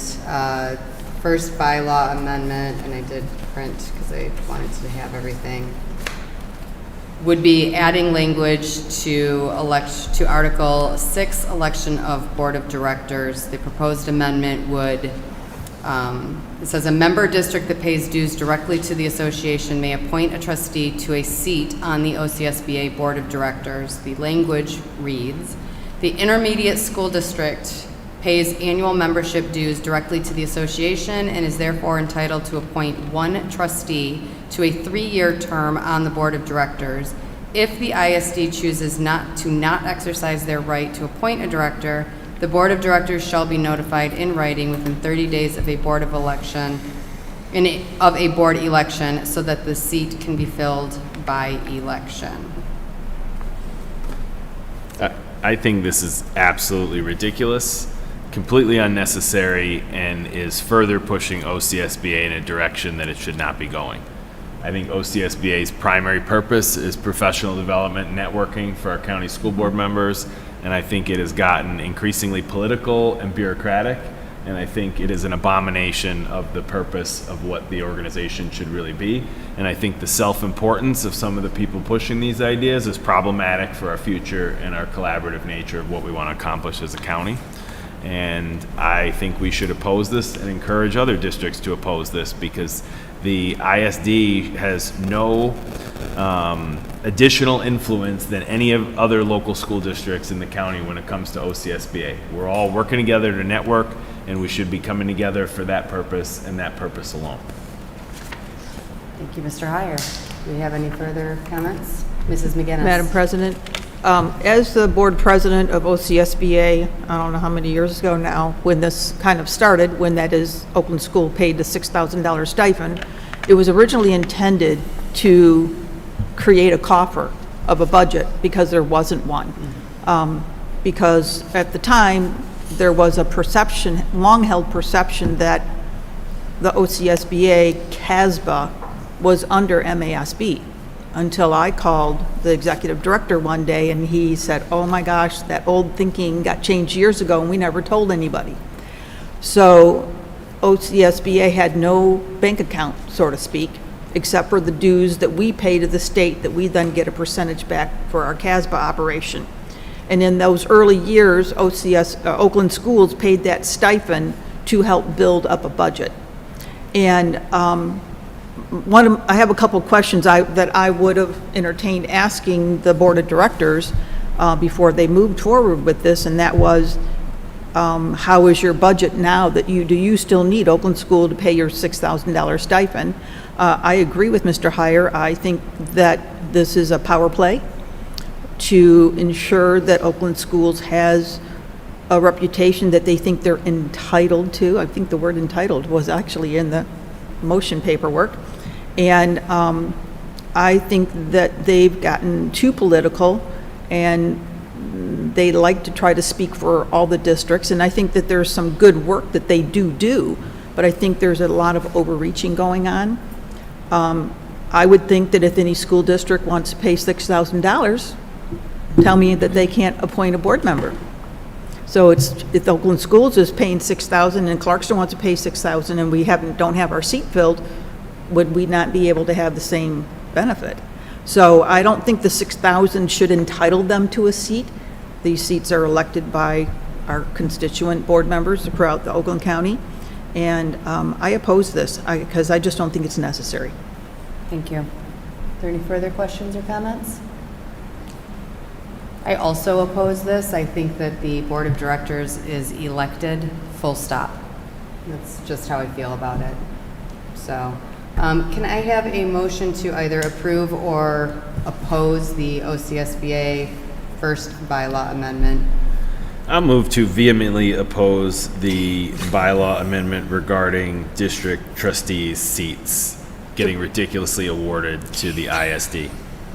Support. Motion has been made and vehemently made and supported.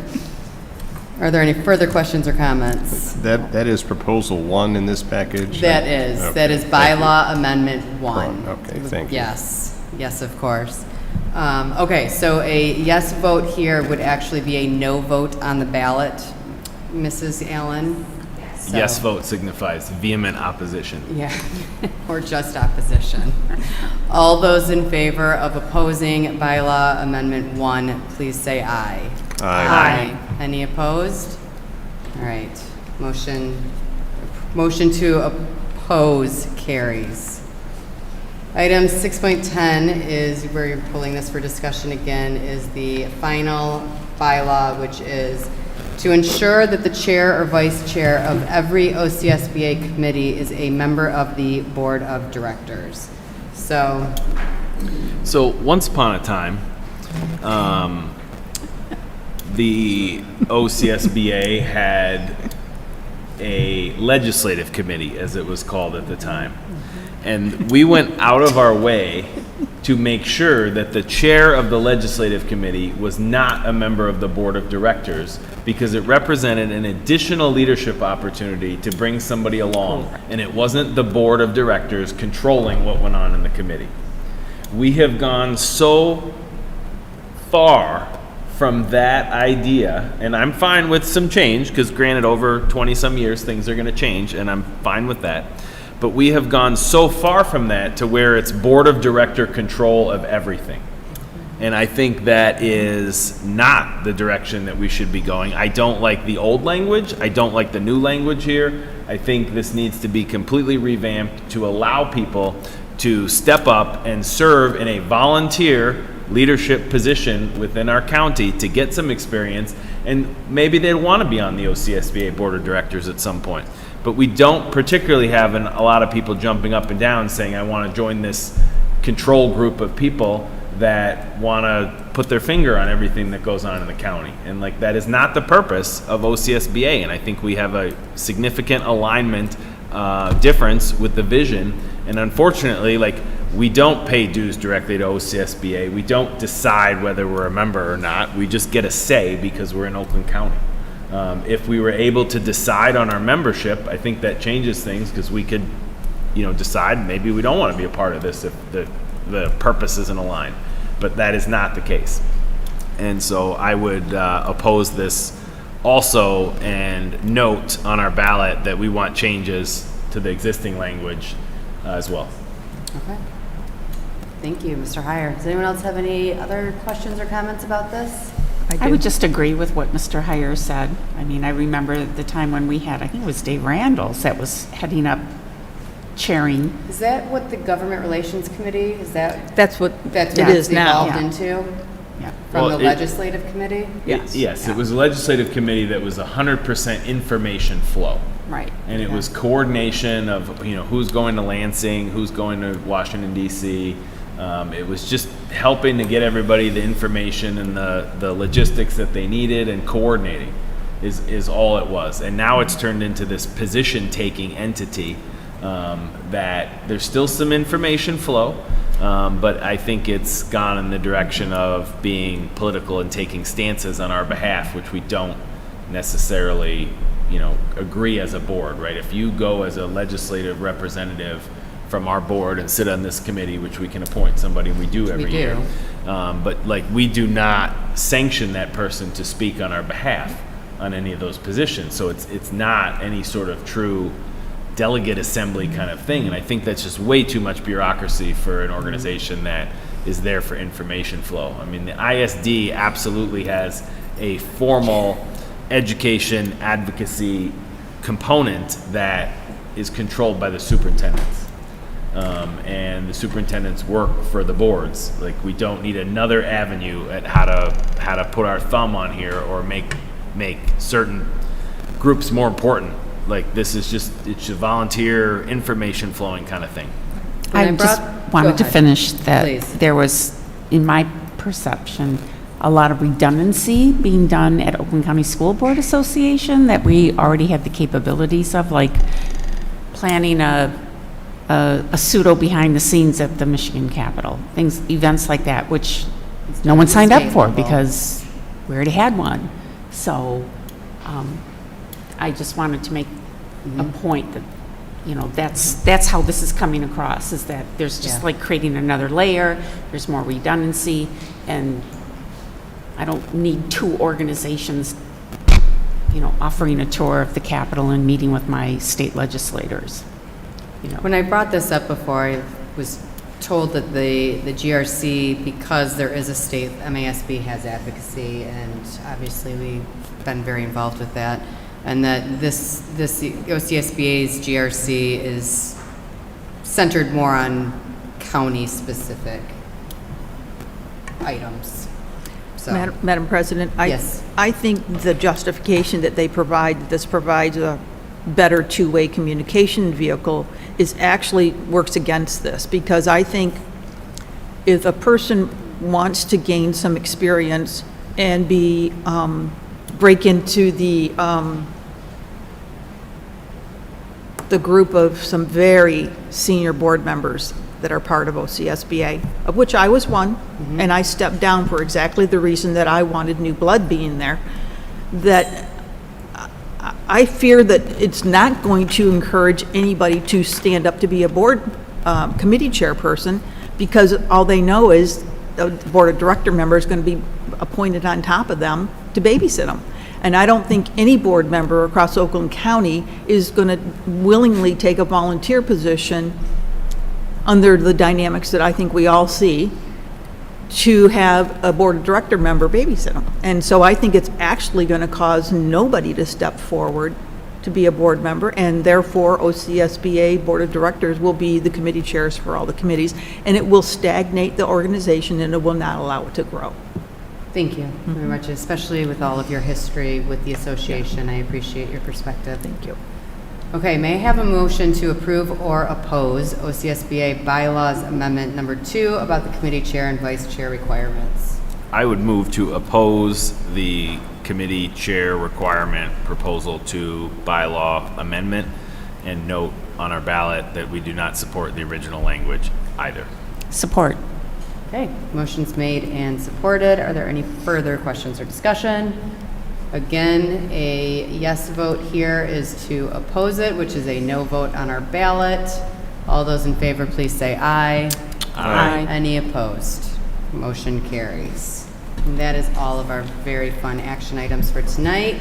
Item 7 is a report item from our student representatives. I'd like to take a quick moment and introduce you all to I almost called you Lauren, I'm so sorry, to Emerson Rinke.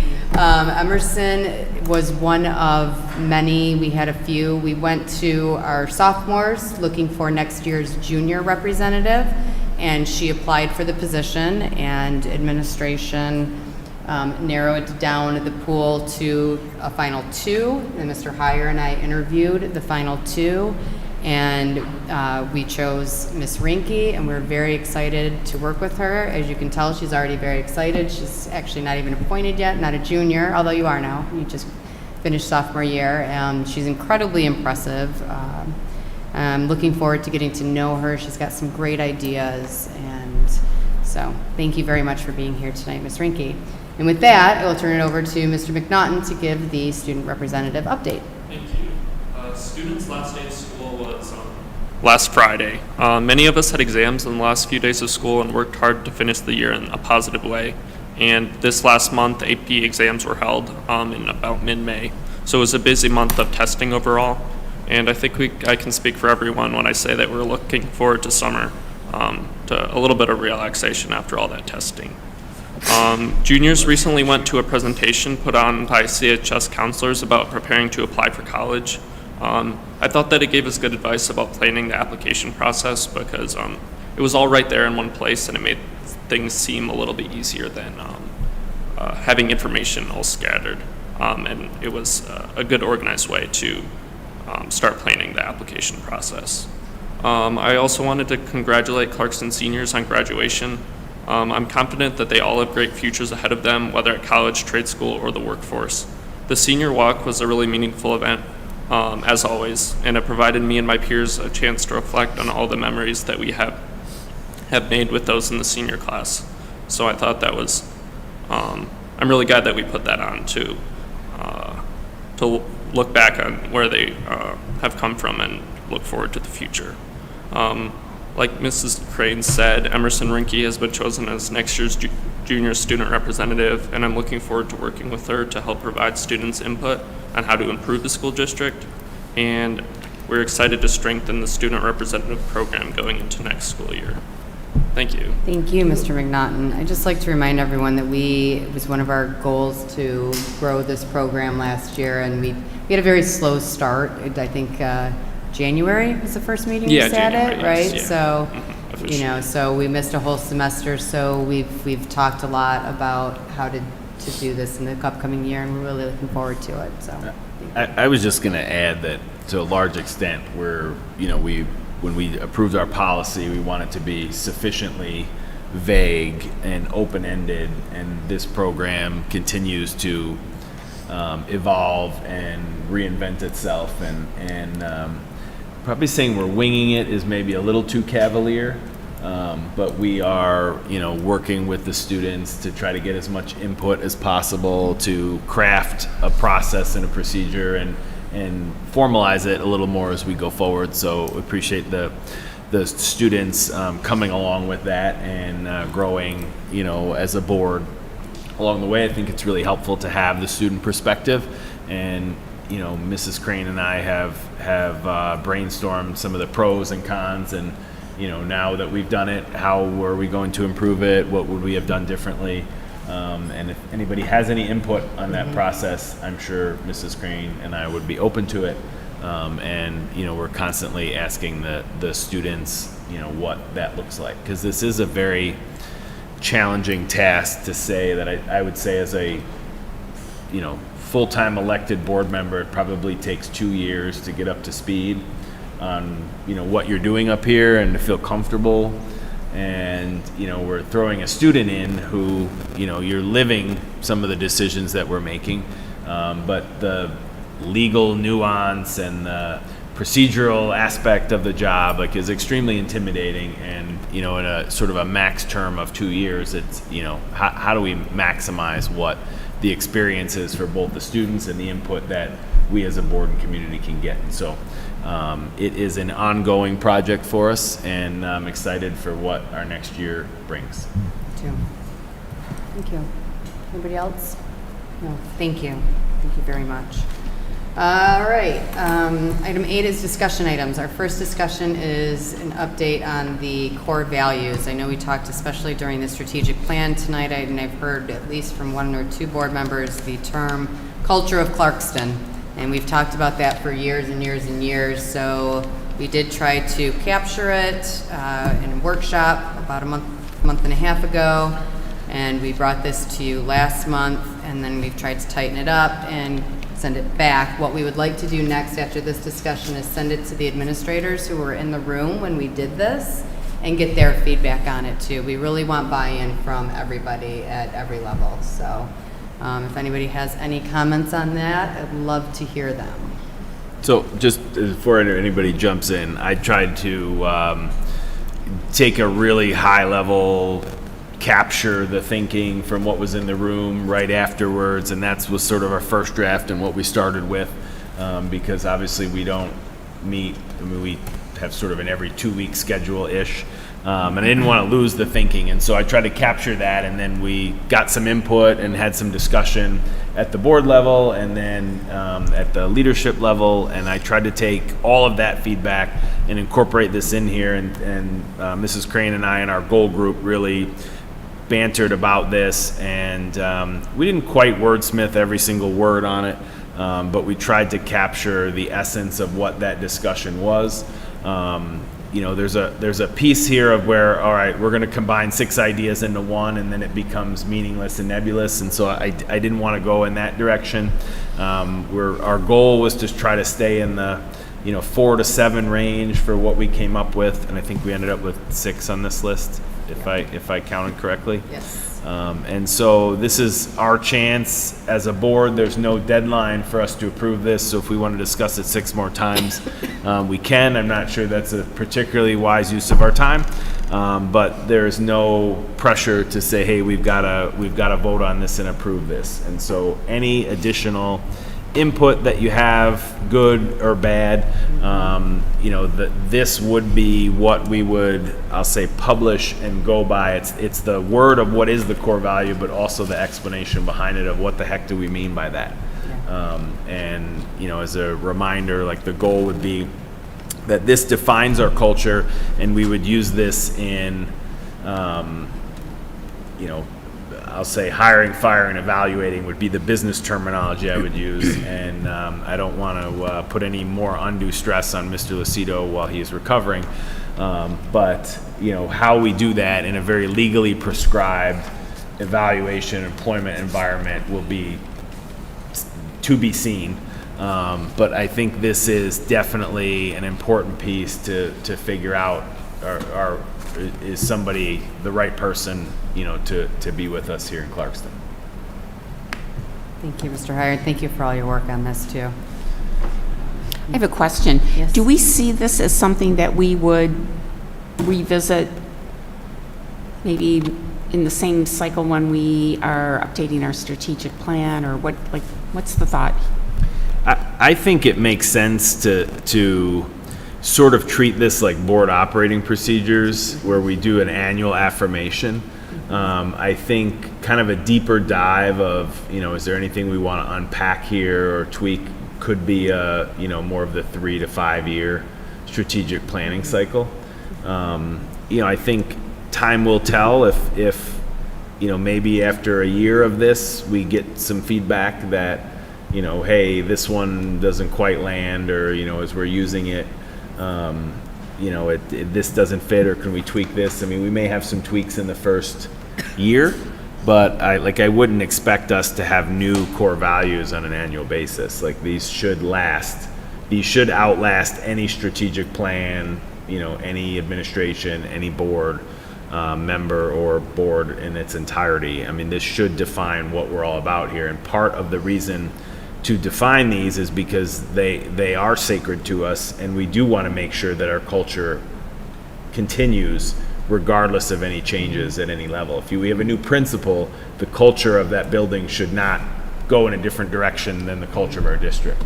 Right. And that's, I think, really important to solidify what we are all about here. And I think, while not the intent, and I don't know that this may be how we want to use this, but the other goal component that we'll talk more about on our retreat is that elevator pitch concept of what are our competitive advantages.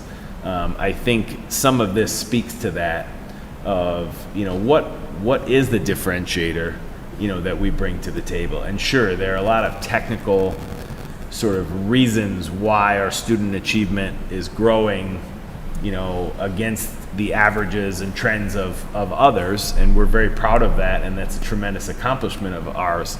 But how we talk about why that is potentially more wrapped up in this kind of concept, rather than, we're doing MTSS, right? Like, that doesn't mean much to anybody outside of our organization, right? We know exactly what it means because we spent years learning about it, perfecting it, and tweaking it, and improving it. But the components in here of most of these probably really fit of that's what MTSS is helping us do. That's sort of the technical aspect of, hey, we put students first always, and we mean that. And, what does that look like for us? And they're the measure of it. Yeah. Which I really like that last phrase. Which one? Oh. About students. They're not just the purpose of our work, they are the measure of it. Yes, it's a good reminder. I think it's very compelling. Yeah, for sure. Is there any other questions as we'll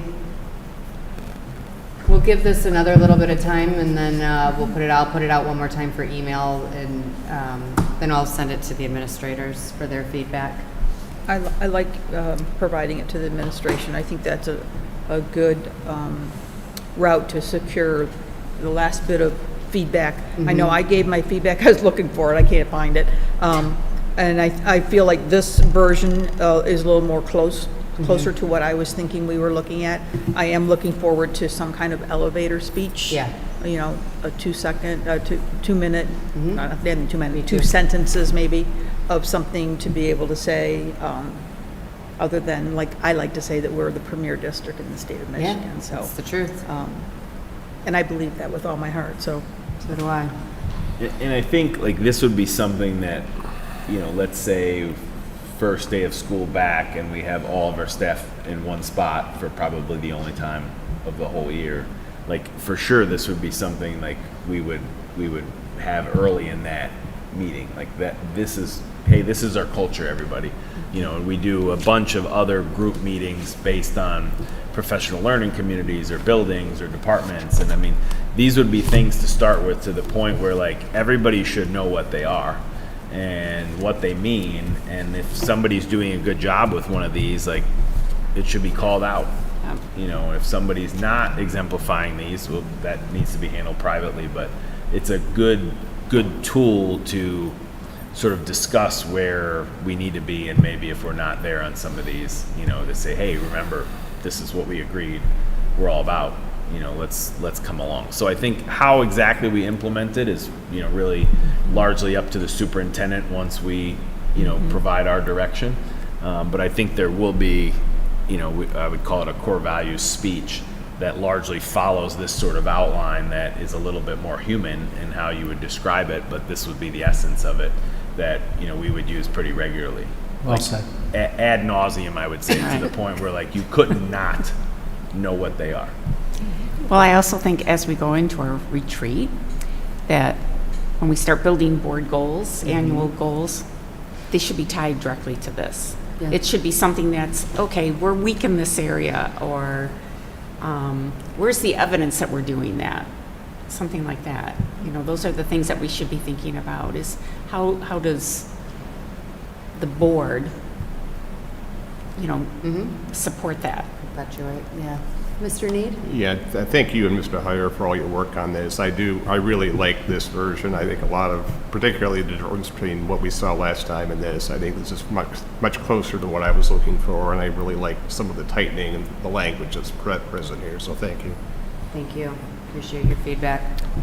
Yeah, just to what Mrs. Egan, what you were saying, I think like our vision and our mission, along with our core values, like everything we possibly are doing as an organization has to fit, and it can't be a stretch, right? Like that is the box that we exist within, that we purposely narrow up, to say, hey, if it's outside of this box, it's not part of our organization. There might be somebody else who can fill that need for the community, but that is what we are defining as our, core purpose, our core values, where we're headed. Mr. McNaughton? I wanted to say that I think that this is a very good set of core values. When we get these values finalized and official, I think that it would be very important to both communicate them to the community and to the students, because I think its primary purpose would be among staff and things like that, but I think it's important for both students and the community to know what our core values are, so both to understand like what our goals are and to see.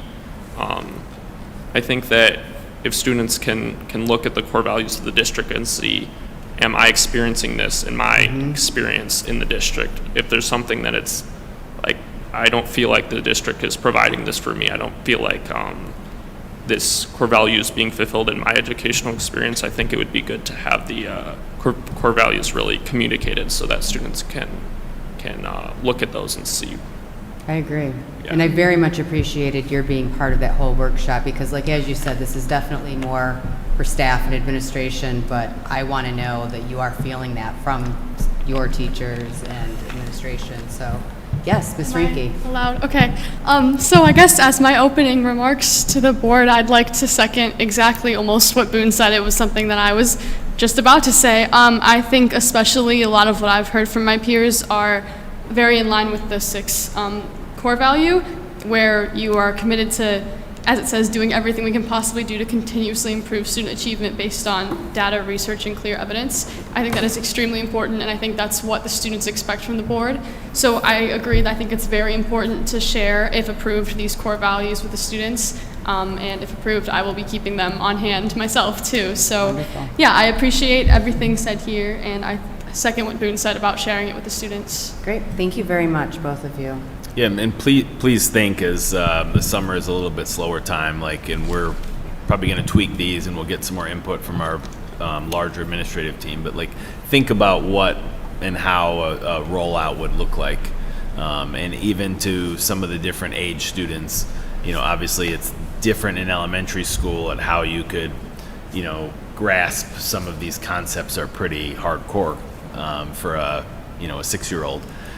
Compared to a 15-year-old in high school. So I'd love your input on those things. For sure. Thank you. All right. I appreciate everybody's feedback and everyone's buy-in on all of this and all of your help. Our final discussion is a policy update. One of our other board goals was to evaluate and possibly move to a new provider, which we did. And I just want to thank Mrs. McGinnis, Mr. Need, and Mr. Clark, I think you have put in, what'd you say, 18, 20-some hours in almost meetings 20 as we hours. move. So if you could just give us an update, and then I'd like a discussion on how we move forward with this. Thank you, Madam President. Over the course of March, April, May, June, 4 months, just about, 3 board members, myself, Mr. Need, and Mr. Clark, met with our attorney and various members of the leadership team to go through each and every single policy in our Platinum Policy Manual.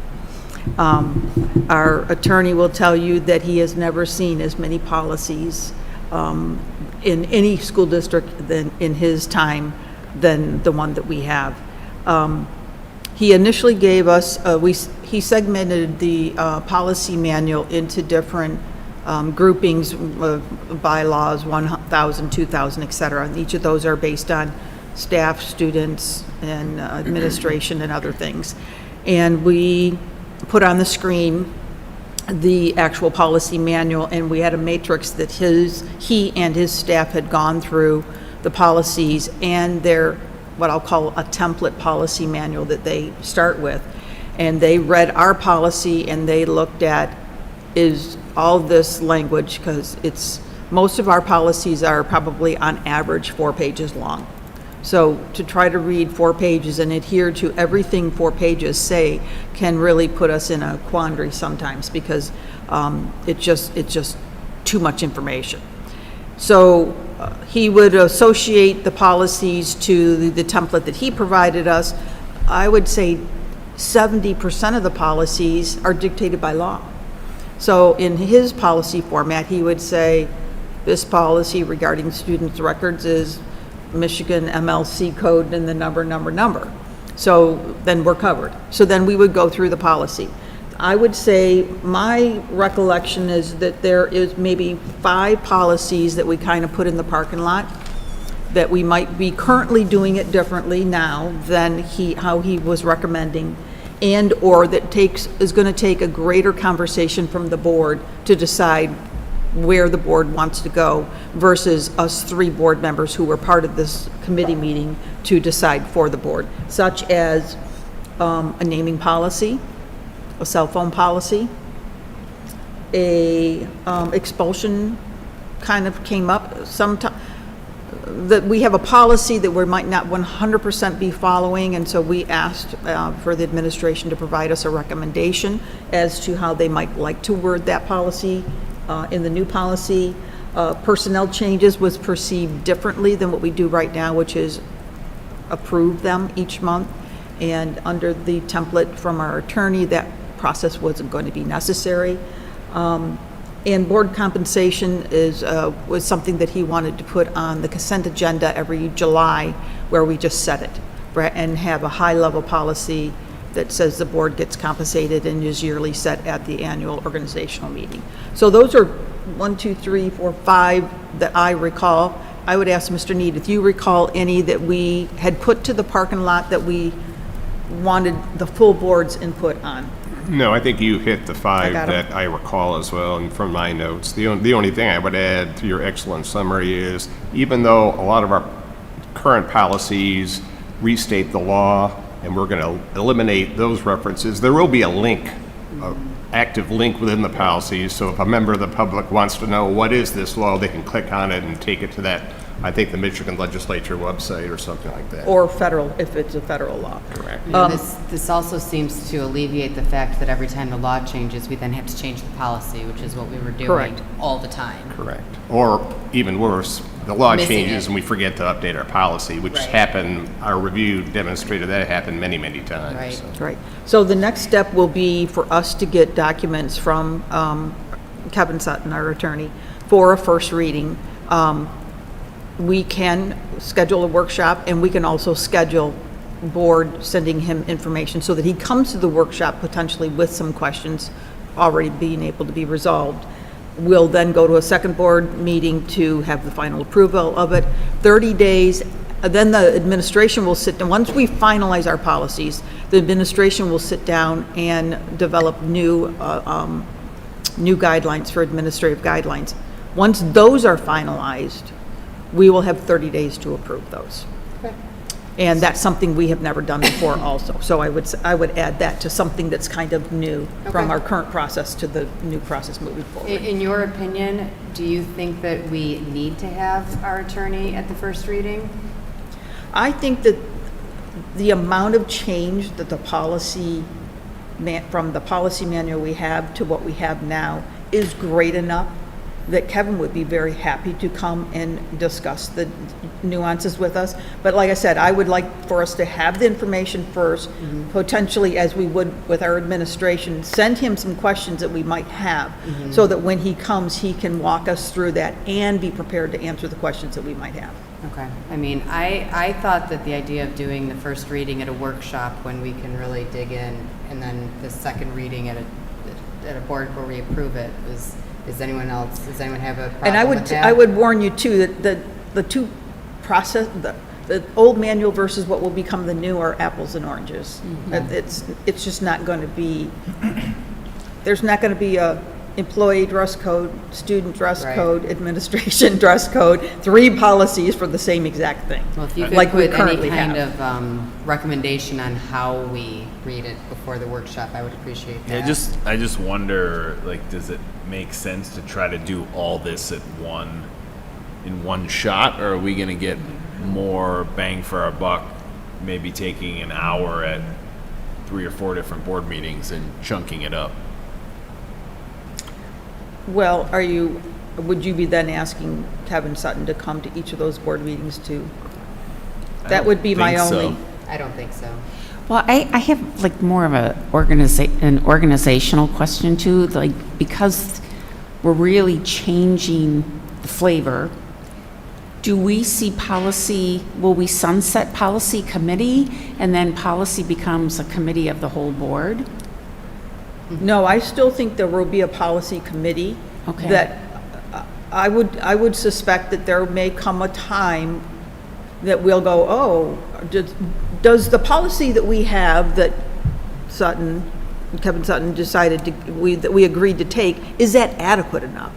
Does it need to be expanded? I do think that there's still going to be potentially a need for adding policies. He may then tell us, well, that's covered under this law anyways, and so all the details is inside the law. We might not know that from the outside. He knows the inside of the law. Miller Johnson still provides updates too, right? And they do still provide So a updates, policy correct. committee would probably be the first pass on those updates, I'm thinking. I think Kevin said we probably expect on average 2 updates a year, absent some kind of unusual circumstances. What I remember. Not is only all- law changes, Right. but potentially Well, a cell phone policy, I mean, a cell phone wasn't a Correct. deal, it wasn't, 10 AI years policy. ago. Right, I mean, exactly. there is technology in there, and it speaks to student handbook and that kind of stuff, but maybe something arises within AI that we feel is not adequately addressed in our policy, and we ask for a revision to it too. So I can see that there's still potentially something that we might suggest to him that we want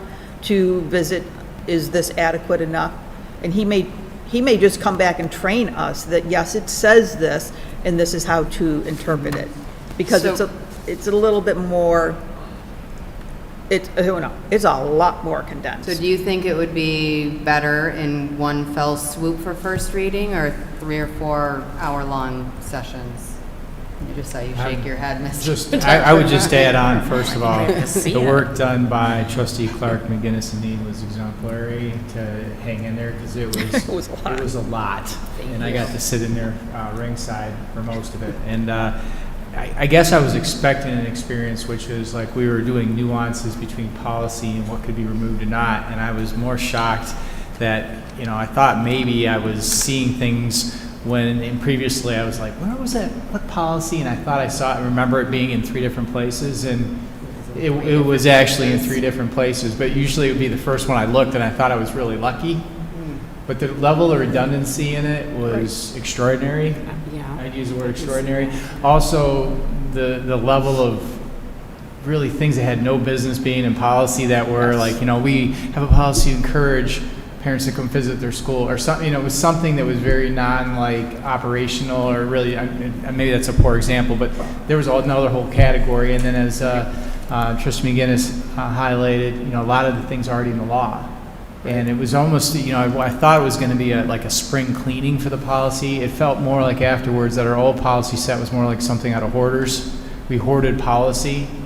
Yes. And then now, we kind of have a much more streamlined, and I think for parents and for our community, everybody else, and for board or administration, a much more usable set of information. I don't think it's exhaustive. I don't know how you would go. I think you were trying to describe this, that if you had them both next to each other, you would not be, you'd almost look at the finished product of the other one and trust the fact that all the dead weight has been cut out of it. Right. I really appreciate the way that our trustees looked at it. Anything that was kind of differing, even though that it might represent a change in policy, but it was also a tradition in Clarkston. It's something that the way we do business, we took a time out on, and it was put, I think, very effectively on the parking lot. And I think also to the credit of the trustees and administration, the stuff that was more balance of power pieces, nobody felt like, well, I really want to own this, or you need to own this, or how are we going to get to the bottom. It's more like, okay, this was how we used to. Should we continue on it? Nobody had a problem, or should we examine something new? So in that light, I think it would be a very focusing on where we saw the differential that might be more eyebrow raising, or hey, why is it like that? If we focus on that over a meeting or two, I think you guys will get really, really far in terms of collectively having a finished product that's not only operationally effective, but will also inform the administrative guidelines and be a lot more, in a way, protective of the school district, because if a policy is not followed, it becomes an immediate liability, no matter how ridiculous the policy is. So that was kind of my experience. It was kind of like a spring cleaning. And I think when the administration goes through the administrative guidelines, I think that they'll have a time for many of these kind of policies here where they're going to stop and think about, is what we said we were doing what we're doing? And was it effective? Was it ineffective? Can we do it better?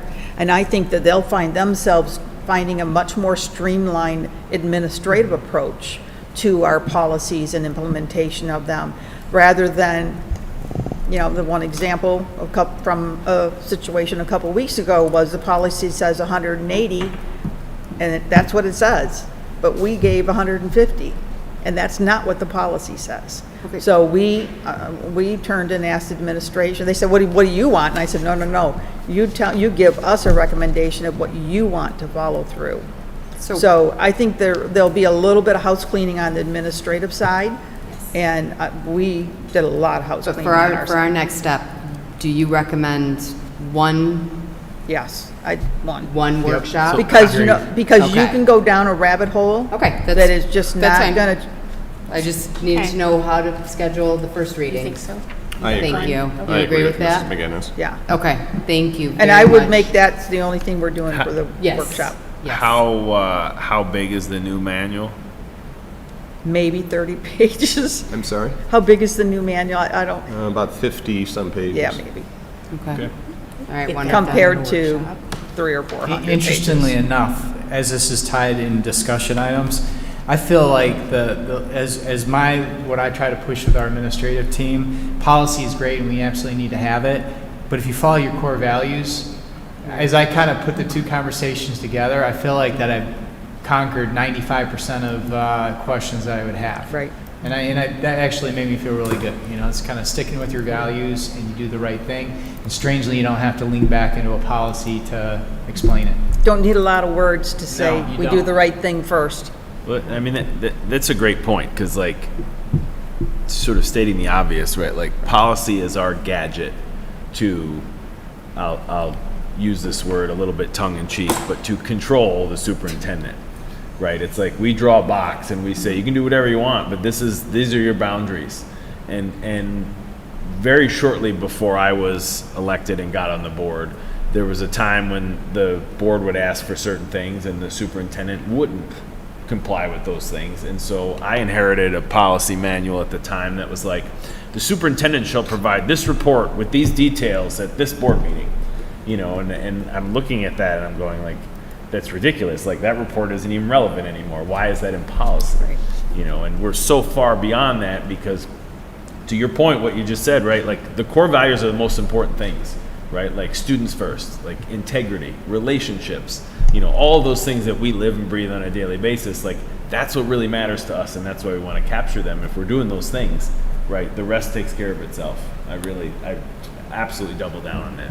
We found several references to reports and policies, some dating back to, believe it or not, 1990. Oh my gosh. So there's a big flurry in June of 1990. We don't know what was going on during that month, but Yes, I do. I heard all about it. 10 years later, it was still fresh. okay. That's funny. Okay, Before my thank you. time. I know how to move forward, and I will get that scheduled, and I, again, appreciate so much the hard work that you did. Mrs. Boozy, can you just check to make sure that no one has signed up? We have one citizen. Thank you. All right.